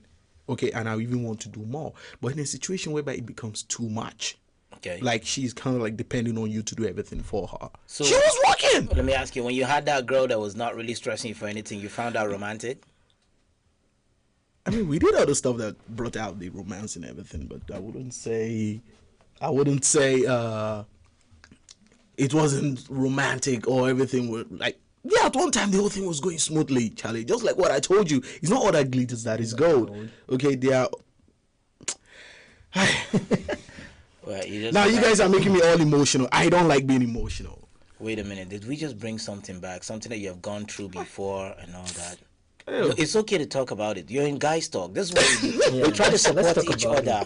What did she do to you that really hurt? Are you guys trying to shrink me to talk about things or what? You lost money in the relationship. Is that what you're trying to say? And it hurts you really bad. It was more like an investment and it didn't yield interest. Yeah. Where are you guys from? We're just trying to find out. We're just trying to get our brothers back. Okay, this is it. It wasn't like it was an investment or anything. Okay. Even the other relationship, apart from her just trying to make me off the little cash that I had back then and everything, the relationship has its own issues. Okay, I won't completely blame it on girl A or girl B. Okay, I got my own issues, which I'm definitely here to just open up and say, look, dude, the dude wasn't 100% honest in some situations. Okay, but then. Just like what I said. Soja go, soja come. That still remains. Okay, so that was what happened. That was what happened. Some people want to tell you most of these shorties out there don't really know what they want. And I totally agree with him. Why would you say that? Let me learn. Like you wake up in the morning trying to serve them breakfast in bed and all of that. They tell you a weakling. Because they're romantic. Like they will tell you you're a weakling. Like, dude, you are weak. You are at fault and you say sorry. They will tell you are weak. True. We're talking about the video where a girl just woke up and called her boyfriend. I was like, dude, it's over. Dude, now, what's the problem? The problem is that there is no problem. Like, you don't lie. You don't cheat on me. You're too perfect. You don't beat me. You don't even have mommy or daddy issues. Yeah. A girl told you that you don't beat me. Not me. I wish saw on a video. Oh. If that's the case, I'll never have a girl because I'll never beat. What does the girl look like? Does she look like a horse? Like, because I know you whip a horse to move, right? It didn't even occur to me, but like a flash of her image in my brain right now makes me feel like she looks like a horse. Truly, man, this guy is cold. If you have a girl like that now and you're not beating her and she now says you're not romantic, what do you think? Do you think it has to do with somebody who has introduced romance to her in a very crazy way? Probably. And then also don't forget this. Most of the time, it depends on the kind of relationship she was into before you guys got connected. You know, if she was in an abusive relationship before you guys got connected and everything, that could be our own definition of romance. That could be our own. And there's some crazy and wild ladies out there that they feel like if you don't beat them, you don't treat them in some unusual ways, that means you don't love them. There's some crazy ladies out there like that. I ain't that crazy. I can't crazily beat you. You have to take it to the next. I'll just walk away. But anyway, we're talking about, and she says, I am not romantic. And she says, so I didn't beat her, and she says, I'm not romantic. And that's kind of crazy. Weird. It is really crazy. Yesterday I was talking to this, and I was like, okay, how would you want your man to treat you? That was the question. Because I told him, look, we are not magicians. Sometimes we have our own issues that we're trying to deal with. So if we don't pay 100% attention to what you're doing, that does not mean we're not romantic. So sometimes you guys should also help us out. Okay, we might not be seeing the little things that you want us to see. So just be like, even if you got a new blouse or something and then the brother is not seeing it, just wear it, come around. Like, babe, what do you think about this? What? I mean, draw his attention to it. Press the button. Press on! And see if the light will come up. That is the point. Help us out. Yeah. To notice this little thing so that we'll tell you, even if it's not nice, well, oh, cool, babe, it's nice. Let us continue with what we're doing. Draw our attention to it. Like you just said, genuinely, if the guy is a romantic guy, the moment you be like, what's up with my dress? The guy will be like, oh, baby, you're putting on a new dress. Truly, man. It's nice. It looks good on you. Well, I feel the most things that these ladies don't know is we don't know you that much. Because they tend to is what the problem is. A girl will have so many clothes that they could start a boutique with your clothes, and they expect you to know when something is new. Like, how do I know when I? Well, you don't even know the old ones. I don't even know the old. I don't even know the old ones, and they expect me to know the new ones. Oh, you wore a new dress. I'm like, I can't tell. If not that you leave the designer tag on it, I won't know. Right? Unless if you're used to wearing faded things, and I'll be like, oh, this one is not faded. What's up? Where have you been keeping this one from the sun? So in that way, I'll be like, okay, well, okay, this is the one you saved under the box. It's out now. Nice. You know, but if not that, I wouldn't know. Oh, baby, you got new shoes. Nice. And she comes and say, I made my hair. You didn't even notice. I'll be like, well, the weave on looks like it's old. I was dating, like I dated a girl for quite some time. You've been dating girls for quite some time. Who's next in line, bro? I told you, Soja go, Soja come, Barracks Day. Soja go. I will totally ignore what the questions this guy is trying to ask now. Just like what I told you, Soja go, Soja come. Oh, that means you've been recruiting people and letting them go. Right about now, I've got forms on sale. So what is this? I've got forms on sale, so just in case you're interested, you can just apply. So now this was what happened. Okay. Something happened and I didn't really get to pay attention to her. Okay, she made her hair, and for like 2 days I didn't notice and everything. All of a sudden my girlfriend wasn't talking to me. Wow. Okay. Boom. Babe, what's up? What happened? Don't talk to me. Don't touch me. Okay. Then after 3 days, I was like, babe, nice hair. When did you make this? Should I the same, maybe? I didn't notice that. Don't even talk to me. Don't even come close to the kitchen. Hey! Powerhouse. and it always happens on the day you're hungry. I just had to look for a way to beg. Hey. Got ice cream. Can you do the real, actually the first begging before you went to buying of things? Well, sometimes you have to buy the things before you do the first begging. So tell us how you did the begging. Yes. The begging. Okay, now what's the next thing online? Can we just go straight to the next thing? No, next thing. Okay, but you see, it's also crazy that some girls feel when they make their nails and they fix their hair, although it's good for us to take details of these little things, but I'm a hustle real. Hustle real. Nigeria don't be like the same again. Our brain they hot. I'm telling you. You guys need to understand this, okay? You know, sometimes it's not about what's new on the person. It's what you know of the person. So when you just come and you see that face of that lady, all that comes to your mind is that one that is with me is right here. But she wants you to see extensions. And sometimes you're looking at her like, girl, why are you altering with perfection already? And they tell you... You need to be a poet too. Because you did not see the new hair. You need to be a poet. You are not romantic. Hi. But I am trying to see you beyond everything that you fixed on you. I'm trying to see you, the soul, the spirit, the person that I fell in love with, right? Preach, brother. Preach! No, it's because these girls don't know we are romantic. There's no guy that's not romantic. They are all romantic in their crazy way. Yeah. I know a guy that said, well, it was Valentine's Day. I couldn't take my girl to one of the fancy fast food restaurants or the diners or anything, but I had a better idea. And they said, what? They said, since we're already used to going to all these places, let's go somewhere we're not used to. She said, where is that? She said, to walk with me. And he took her to a place where they sell kosh and dosh. Hey, bread, oh, akara yam bread. Then he played her a movie. He played her a movie on his phone. And while they ate the akara and yam, when they finished, he now brought out an apple. And he gave her the apple and said, actually, this apple was given to him by his mom when he visited the mom's house today. But he knew this apple would be so sweet, so he just felt that the best thing to do is to share the apple with her on this very beautiful day, letting her know it's a significance. It signifies how much he is intending to share a lot of things with her, even when he doesn't have, even when he gets a little, even when he's giving, even when he gets it, he's going to share it with her, and that was just his own way. But she didn't find him romantic because her friends were busy calling and sending pictures of them chilling somewhere. And what was there, he now said, is, I'd rather save this money and fix you up. Fix you on some hustle. Fix you on something that's going to give you more money. So tomorrow we don't have a relationship where you just keep waiting for me to give to you. But the girl there's so many ways. The girl said, he ain't. There's so many ways we guys can actually show how romantic we can be. My girl back then, she had never been in a keke before that, talking about tricycle. And when I was like, babe, let's do something crazy, she said, what? I said, we're going on a keke ride. Whoa. Yeah. I told her we're going on a keke ride. Did she find that romantic? She loved it. That's the point I want to make. Like the story Amejo shared, I was like, I don't want to sound like, okay, it's because it's guy stuff. Like me, I love that really. Like, trust me, I love that really.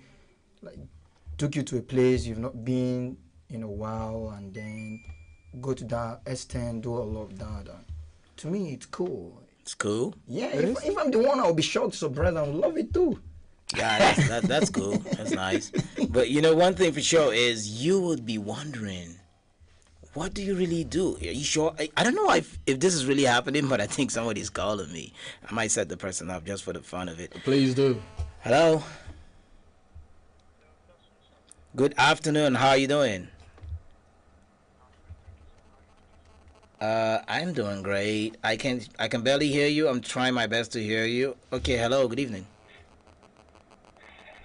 Okay. Can you hear me now, sir?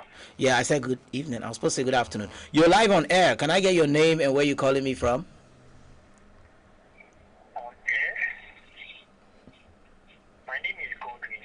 Okay, Godwin.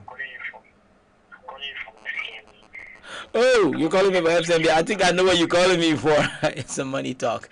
Okay. All right, so we're going to deal with that one later a little bit. That's the part of the hustle side. It's still part of the hustle side. We got this thing going on, but he just called like that. But it's all good. Like, let me just use that to also tell you, in case you want to go into time buying on our station, please do not hesitate. I think Godwin just called at the time. Well, anyway, but I'm sure we'll call back and discuss that with him. You can call us or you can reach us. Just drop a message on our social media handle. You can inbox, send a DM, and we will get in touch with you. And we'll be able to, like, you know, get around what we want to do with you and how we're going to do it, especially at a time like that, like this, when we're on lockdown. We'll find a way to balance it up and make everything okay. Well, back into what we're talking about. The romance. And how we ain't got it. Okay, ladies, just in case we have the ladies listening and then streaming live, they should let us know. How do we want us to treat them? So we don't get that. Because I think we've run out of ideas. You never run out of ideas. Are you done giving us all the low down and the showdown? Actually, why not all my own one here? Well, because you seem to be very experienced Yeah, in the that most department. Because I get barracks, no me say. No me say now you the win war. Well, anyway, a lot is happening, and ladies need to start being more open with their men and trying to understand their men, because men are trying their best. We are trying. And then superhumans. Yeah, we're not Superman. We might just say we are.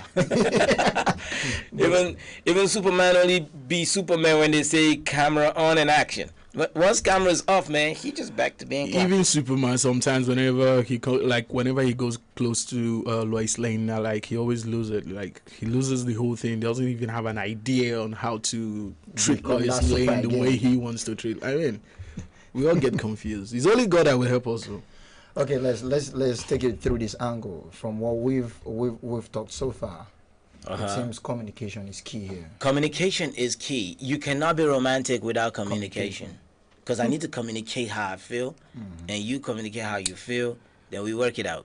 Have you ever tried communicating and then the whole thing turns into war? Exactly what I want to mention. Like, that means we are saying romance is not just a one-way thing. It's a two-way thing. Yeah. I'm trying to bring it and you kill it. I'm bringing it and then you're killing it. Then I quit it. Then you complain about it. Then I bid it.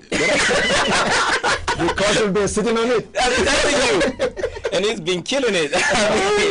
But anyway, it happens like that. Sometimes you're trying.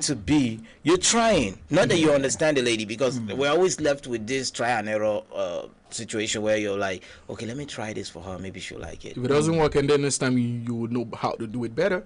So you ask her, please, so what size of gown do you? And she'll be like, so you don't know my size. After all this years, you don't know. But if it's the other girls now, you would know. You know their own. Or maybe you just guess that 48. It's not me. You know who's on is 48. It's that girl. That one you've been chatting with every night. She's the one that is 48. Then you buy a gown and be like, you didn't have to. The next one be like, but it's not my size. But anyhow, sha.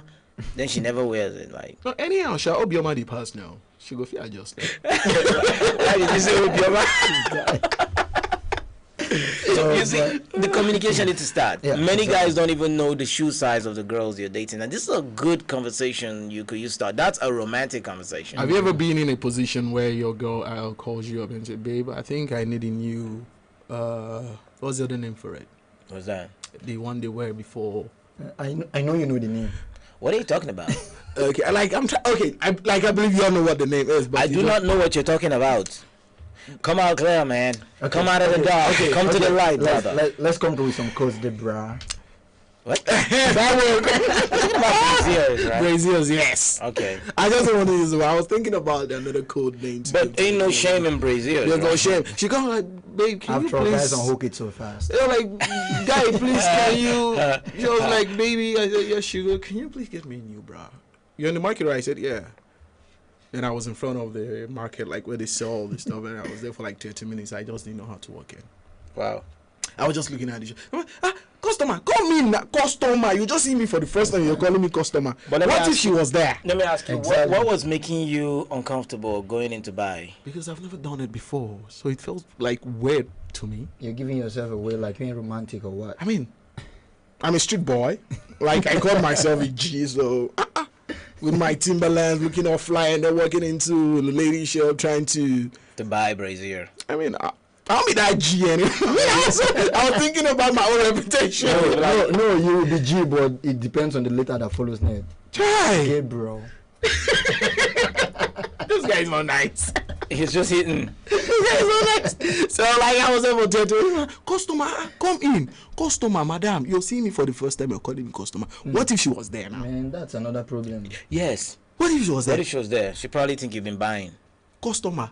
I just walked in, like, what's her size? I was just there. I called, babe, what's your size? So you mean you don't know my size? Bravo. Buy anyone you want to buy. What? Okay, that is crazy. So how did you handle it? Charlie? I find somebody to do example. Exactly. That's smart. So that means you've been using your eyes to calculate other people. For that moment, yes, that was what I did. Okay. Okay. You see where your problem starts. It's not better to say, Oh well. Anyways, you'll be in trouble. See, you just have to go with the flow. I just had to go with it, and they like, oh baby, nice. How did you know I like this color? It's nice. Oh baby, it fits so perfectly. Thank you. Wait, but how did you know she liked that color? You know her color, right? She doesn't have a particular color. She just loves colors. So I just went bing, bing, bing, bing, bing, bing. That means you bought one that was like a rainbow color. It has green, red, yellow, indigo. Color. Well, you were going to the Bahamas. It sounds as if you were there. No, but I didn't notice you. Wait, you actually bought those colors, like the rainbow color thing. I got like 4. 2 of them were like. Wait, are you really discussing that on? This is guy stuff. So it's allowed. It's allowed. Okay, yeah, you know, if you do that now, they're gonna be like, oh, that dude is a kiss and tell. He just. Sometimes, Sha. Well, you know, when you're with the guys, anything can happen. Anything can happen. Yeah, I bet you, the ladies listening to this, right? They'll be like, they are gossiping. Wow. I did not hide. No, this is gist. This is not gossip. This is gist. We're just talking, right? We're just gisting. The hiding part got me. Like, okay, if you're talking about somebody and you are not hiding, that ain't gossip, right? Well, most times it's hidden because the talk is not actually made to go out, so it's a hidden conversation. But this one is what? Just if you feel you've dated Yao before, you can just come over and insult him. Just come insult him. This dude needs insult. I need help. He needs insult. I mean, look at that. He put you on blast. He's talking about the brazier he bought you. Believe me, she's not listening. Believe me, she's not listening. He's saying he has many colors, like it was batik, tie and dye. If you send down golf. They just have so many colors on it. Oh God. Now this is it again. As a guy, the little ways that I know a guy can show that romance to his woman, you know, can sometimes walk into the kitchen. Man, out of the blues, surprise her, make something delicious for her. I would surprise you with the food that will get you to the pharmacy. Because I possibly might just not mix it all well. Charlie, listen, you need to work on yourself when it comes to that department.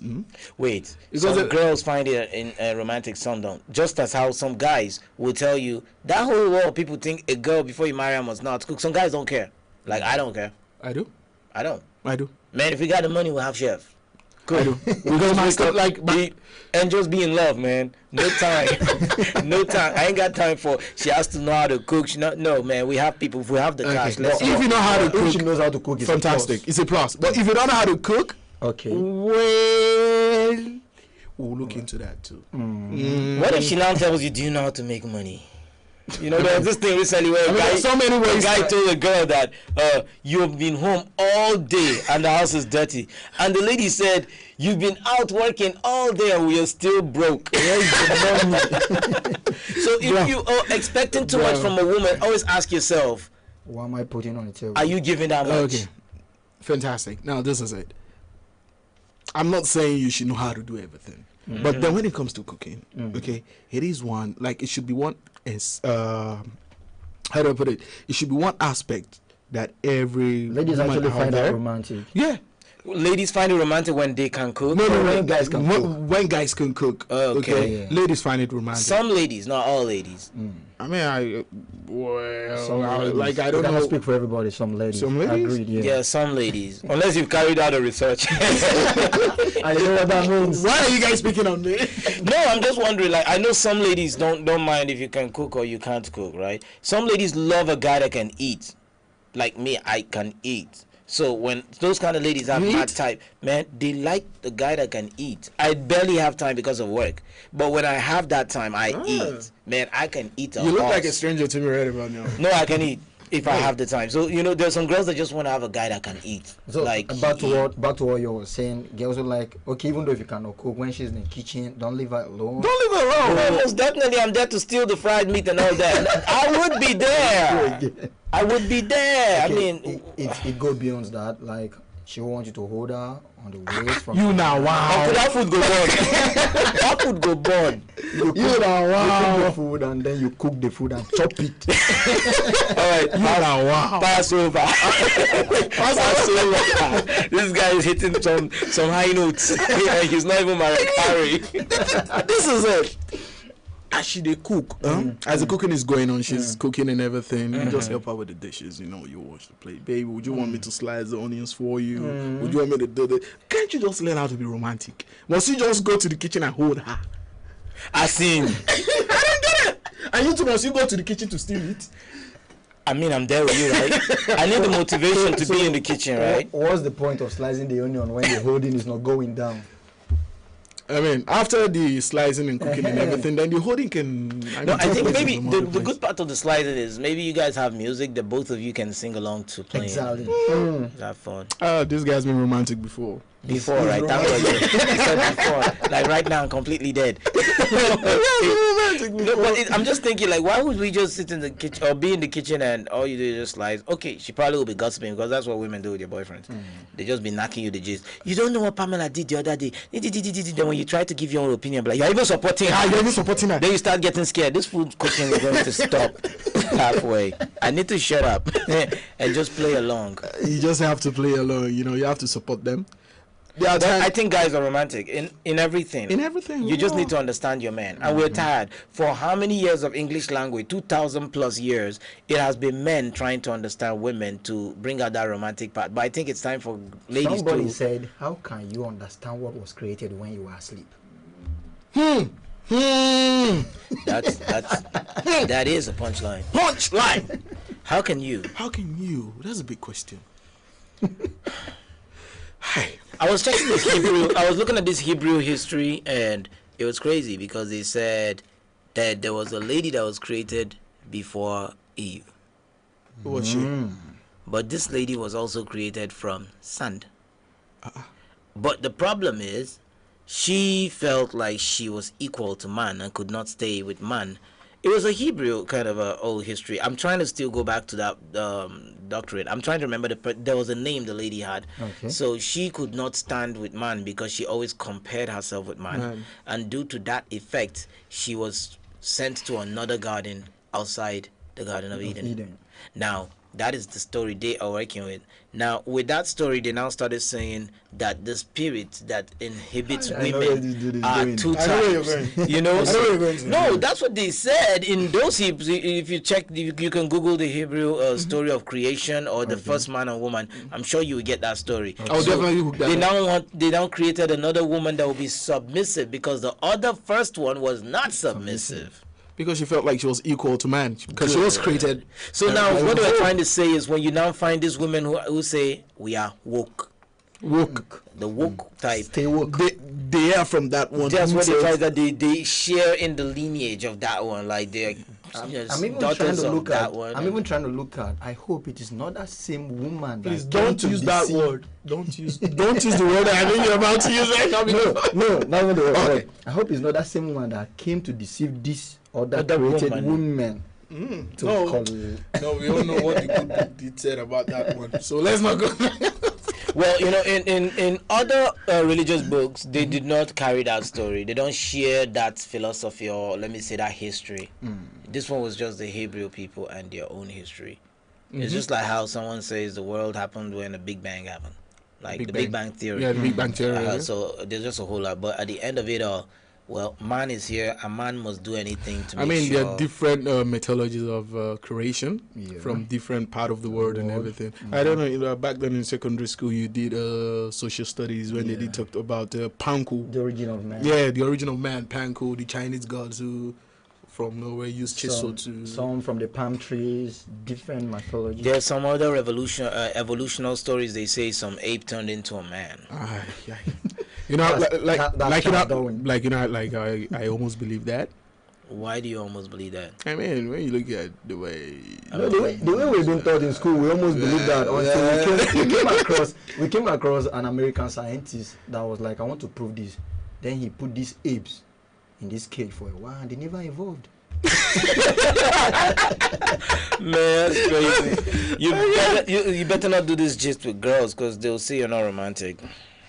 Yeah. You know, that's another thing. Sometimes the kind of conversation you have with a girl, they'll start saying he's not even romantic. We sit down with him and he's talking at Joe Wild. But you know the funniest thing? When the remote is on their hand, it's in their hands, they will turn it there. But when you bring it up, Yeah, I know one time I had a crazy situation where the girl I was dating, she changed the channel to Nat Geo Wild and told me she doesn't like snakes. That she doesn't like seeing snakes. And I like, but you just changed. You just changed the channel. Then she made it look like I told the channel people to put snakes on TV, and yeah, it gets crazy. Men are in trouble.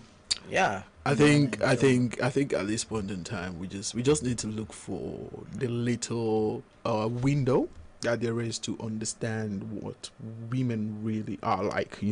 We just need to look for that little window. Our best bet is communication. Communication. We don't need to talk to them. Let them communicate. So how do we communicate with them? That would not cause fight later. When you don't even know the conversation, you bring up that cause fight. So like, baby, you look cute. Don't even go there. Don't even go there, because you know what you did yesterday. Okay. And you be like, what did I do? Because you just say you look cute. Well, don't start. Well, these girls are crazy. I think sometimes again it has to do with the conversation from the beginning of the relationship. Most times you find out the information pass is one-sided. So you're just hearing about a lady. I come from this family. I'm from this one. I'm this one. I'm that one. And you are not telling the person about yourself.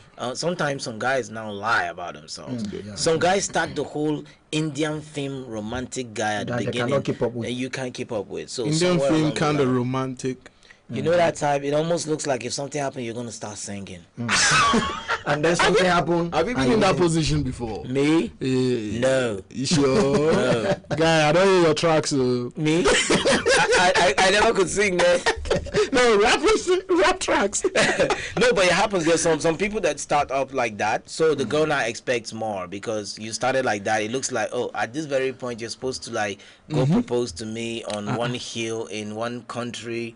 Because you made it look like that, she has But I think true. I think most of the time you start bringing flowers to her house. We are the ones who kind of like create that scenario, that problems for ourselves. Just be real, be open. If she accepts you for who you are, fantastic. If she doesn't, Charlie. And sometimes you actually change her ideology about what romantic is like. So you make her believe that this thing you're doing is what romantic is. So the day you just fall short of that very thing, it just looks like, hey, you're not romantic. Look, if you know that her shoelace is out and you're going to tell her, babe, tie your lace, just tell her. But this is it. Now this is it. I think I have another problem. And I think to some extent I do understand why ladies sometimes do complain. When a guy is trying to get a woman for the first time, he will do everything in his power, He'll be so sweet. And then after like they got together after like 2-3 months, 4 months, 5 months, he begins to act weird, pretend as if he doesn't know who this person is. And sometimes these things do get to women. Why can't you be as sweet as you used to be the first time you were trying to get to me? What happened to that 1 hour phone calls? What happened to those sweet text messages you used to send? What happened to, baby, have you eaten? Baby, did you sleep well? Like guys these days, they don't really care about those stuff. Have we even talked about so I think that issues? Have we talked about trust issues? Like I know a lady, who actually was like, maybe out of the stories that have been cooked up in her head and all. So after a few weeks, and then a lot of things have happened, and she'll be like, you're no longer the same. Meanwhile, nothing has changed though, but she's just feeling like, okay. Well, you might see it like nothing has actually changed, but then do you still send her those sweet text messages? Exactly. Dude, maybe you didn't have recharge card in your phone. Oh, but then why will you not? But the problem is you were not real. So you never told her that, look, I am just like any other person on a normal day. I do get broke too. And if I can't reach you sometimes, you need to try to know what's happening. So if you can't keep up, don't try to keep up. If you know you can't keep up, don't even try at all. Don't even start. Let me ask you. In the beginning, you had that time. You had that resources to do those things. So immediately somewhere along the line, what happened? Dude, you need to make her understand. Tell what will happen to you tomorrow. You need to make her understand. Yeah. So that's what we're talking about, the communication from the start, right? But some guys will never do that. What was it? Okay, there's this teaching they tell some guys. They say never let the lady know you do get broke. That some girls, it's bad for you to let them know. So some guys will never want their lady to know they're broke. I mean, it's better, It's better. I will tell you. Okay. It doesn't get all rosy sometimes, It's not every time that it gets all rosy. Sometimes it get very, very rocky. So when I'm in that position, then I don't do the kind of things that you expect me to do. You should understand that, look, this dude is actually going through some crisis. Okay, so are you saying it falls back to what Elvis said at the beginning when he said, ladies, the best way to show a romance has to do with your wallet? What's up, man? Just give me a straight answer. Stop being indecisive. Nah, I won't give you straight answer. Yeah, it can be. Okay. It can be. But now the thing is, I'm trying to be real with the brothers here, you know. Yeah. I'm trying to be real with the brothers here. Yeah. Let them know. Let them understand. Give them hope. Because many people got no hope when it comes to relationship no more. They like, these girls are crazy. I mean, I can... Okay. Okay, now we talked about the trust issues. Another thing that could actually make ladies not see a romance in a man is when that man has got ego, like some ego, you know, some egoistic kind of man. Like you cannot say sorry. Wow. Yeah. And the ladies too, before you agreed to be in a relationship with him, didn't you know the kind of person he was? I think unless girl is not ready, if a girl want to make you say sorry, you go say sorry. Even you are the world's greatest dictator, you will say sorry. Even if you be in there, I mean, you will say sorry. I'm telling you, see. I don't know. A lady will make a hard guy turn Indian lover. I'm telling you, just like you're the guy everybody's scared of, but next thing you see your girl got you singing like Amitabh Bachchan. Oh. You don't even know how you're doing it. And you're actually doing the dance too. You know? So, but the thing is this, at the end of it all, when they say you're not romantic at all, you start wondering, what is romance to this lady? Because girls are different. Just like the theory you just gave. I like to think they're the same before, but I've come to realize they're different. Experience. Yes. Experience will definitely tell you they're different. They're different. I mean, you can date like 10 girls and then you can, not like simultaneously, don't get it twisted. You can date like, I mean, from different times you can date 10 girls and then get to find out what works for A is not what works for B. So that is how sometimes it's hard for us, like it's hard on our part, because you got to find, okay, this does not work for A. Then you need to discover what works for B. Then C comes along like, oh, now I need to discover what works for C. Yeah. So it can be very, very hectic sometimes. My guy tell me, say, man, Charlie, being in a relationship now, walk on his own. Like, I know one that we're discussing, the person said, I had a girlfriend back then. The problem we had was she keeps saying, oh, you like looking at all these girls and music videos and what. So those are the kind of girls you like. And she'll start saying, I'm not jealous, so it's not like I'm insecure. I'm just saying, I noticed this is the kind of things. It's good for you to have something like, at least I know. And he says, okay. So he tried, but, along the line, the girl now said, no, she can't continue dating him because it's obvious when she meets girls that dress like all these girls in the videos, he was going to leave. So it's he's a man.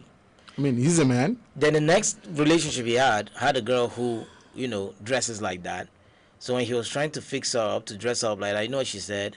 That you dress me to look indecent because you have these other people that you rather than be decent when you're done with me. What do women really want? And the guy, in his own way, he wanted to be romantic. He was trying to be romantic. He was always telling his lady, I might watch, the other lady was like, I might watch these musical videos. There are a lot of girls, but they are not you. They're not you. But this girl could not separate that fact, so she left him because she felt he's going to follow the girls in the TV. Okay, have you ever been in a situation where you're just taking a walk with your girl and then you see this other lady coming and you're trying so hard not to look? Yeah, man, I don't look. And then when you're like, and then look, and you're like, okay, don't look, don't look. No, they'll be like, are you even look? Remember, you gotta look. You gotta look. Kanye West said if she got the I gotta look. I gotta look. Okay, so anyway, that's just been a whole lot going on Africa Patriot Radio's Guys Talk. Now, in as much as there's just so much to talk about it, but it's good we also let you guys know something. You need to treat your women special. Special. In as much as we've said all these things, you need to. I know them, when they do their girl talk thing, they don't always support us at the end, but we are going to support our men and tell our men that we need to take details. Women do a lot for us. They go to the hair salon, they spend a whole day, they make their hair. You sure? Oh, the woman was telling you we're not doing that for you guys, Man, forget it. They do it for us. So the best thing you can do is this, guys. If you know you easily forget, what you will do is book an AP. Tell her to book her AP and let you know, put it on your schedule. Maybe tell her, I want to visit or take you there to the hair salon or your nail salon or wherever you're going. Let me go with you. And if I can't go with you, let me know when you're going, where you're going. Then you could just bring her something, maybe lunch and all that, because you know the headache and the hair making, the nails. Sometimes and it takes hours, you know. Or you could call. Just call, tell her how eager you are to look at the new hairdo, the look. You be like, I want a video call, and she tell you, be like, hey, there are people around. I'm shy now.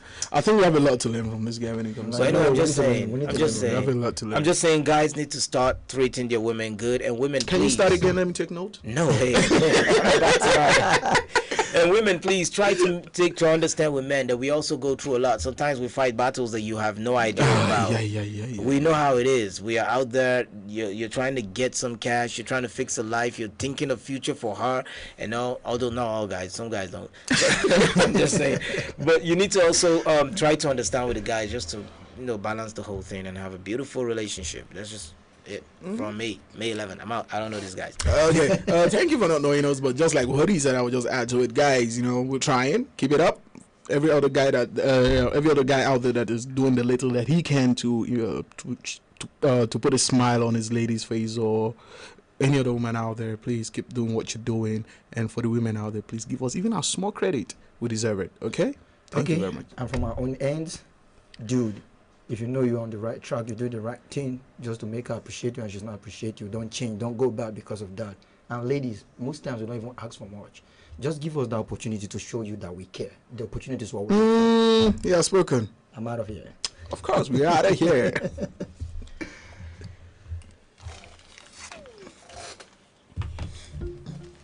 My name is Josephine Paul. Susan Achin. Yao Bremen. Jude Ojema Audu. Second Zilang. Richard Bassi. Ekanem. I am Messi Joe, and we are African Patriot on African Patriot Radio.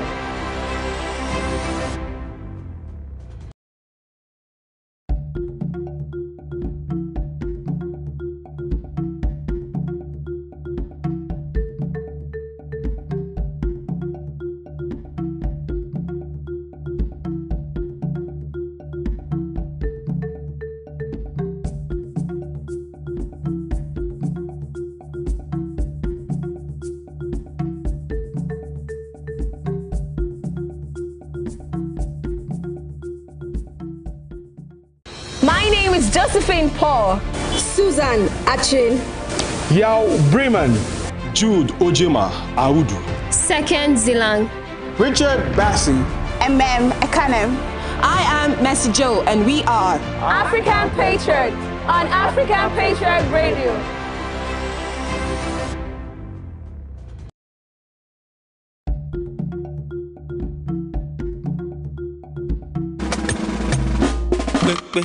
Oreo, you're busting my brain, Jaja. The way you're busting my brain, no girl can correct it, no way. Yeah. When you touch me, you spin my world around.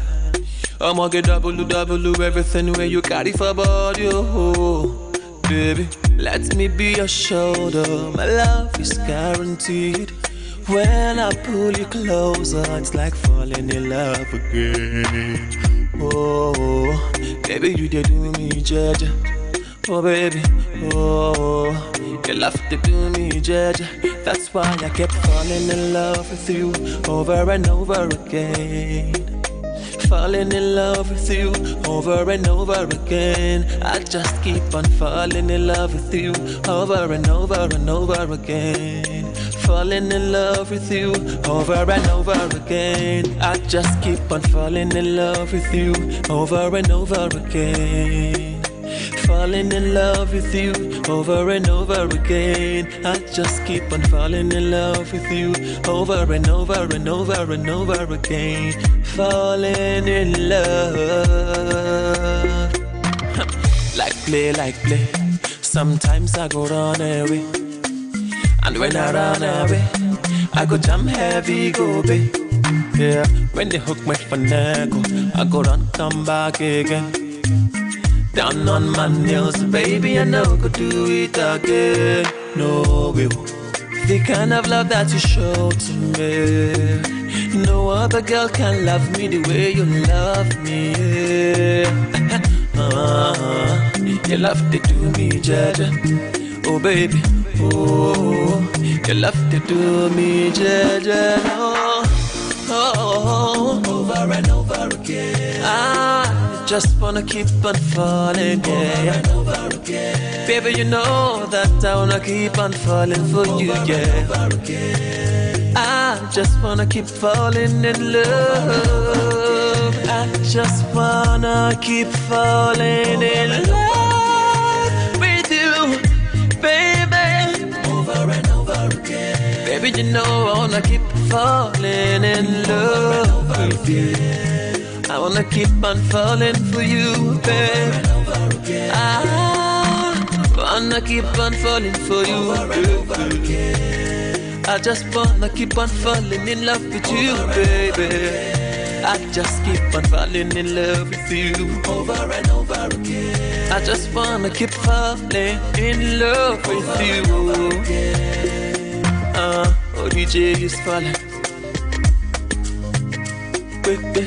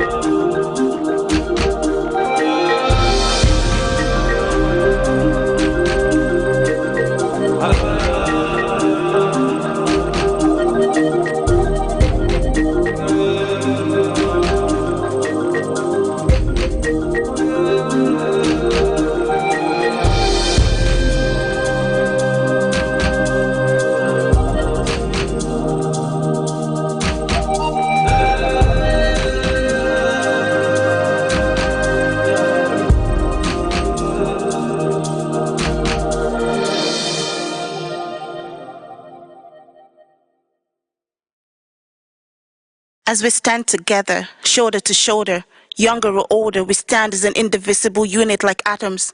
We stand for what we have left is our right, our plight to elevate to greater heights. Touching the sky, we take flight, not to be out of sight, but in our might. So in the pitch of dark, we are a pinch of light, illuminating the night, for sight will remember us having foresight. Built from a dream, standing supreme, we are a team that beams. Even when the odds are looking slim, turning our losses to wins.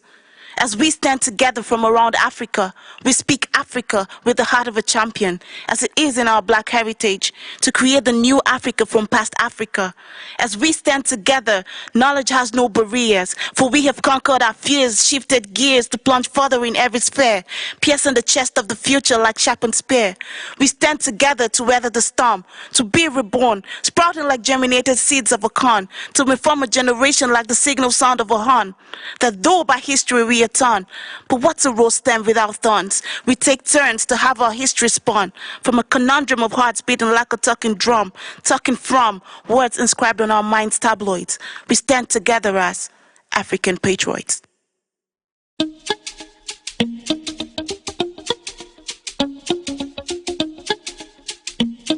It's ODJ Biz. I feel too mad for you. Yeah. I feel too crazy for you. Baby, girl, I promise you my heart. Yeah, yeah, yeah. And I promise you my love. Oh, oh, baby, I wanna share my life with you. Yeah, yeah, yeah. I want to give my heart to you. Yeah, yeah, yeah, yeah. Oh, love, family. Now you be the one. Now you be the one. No. Oh, love, family. Can you feel it? Can you feel it, girl?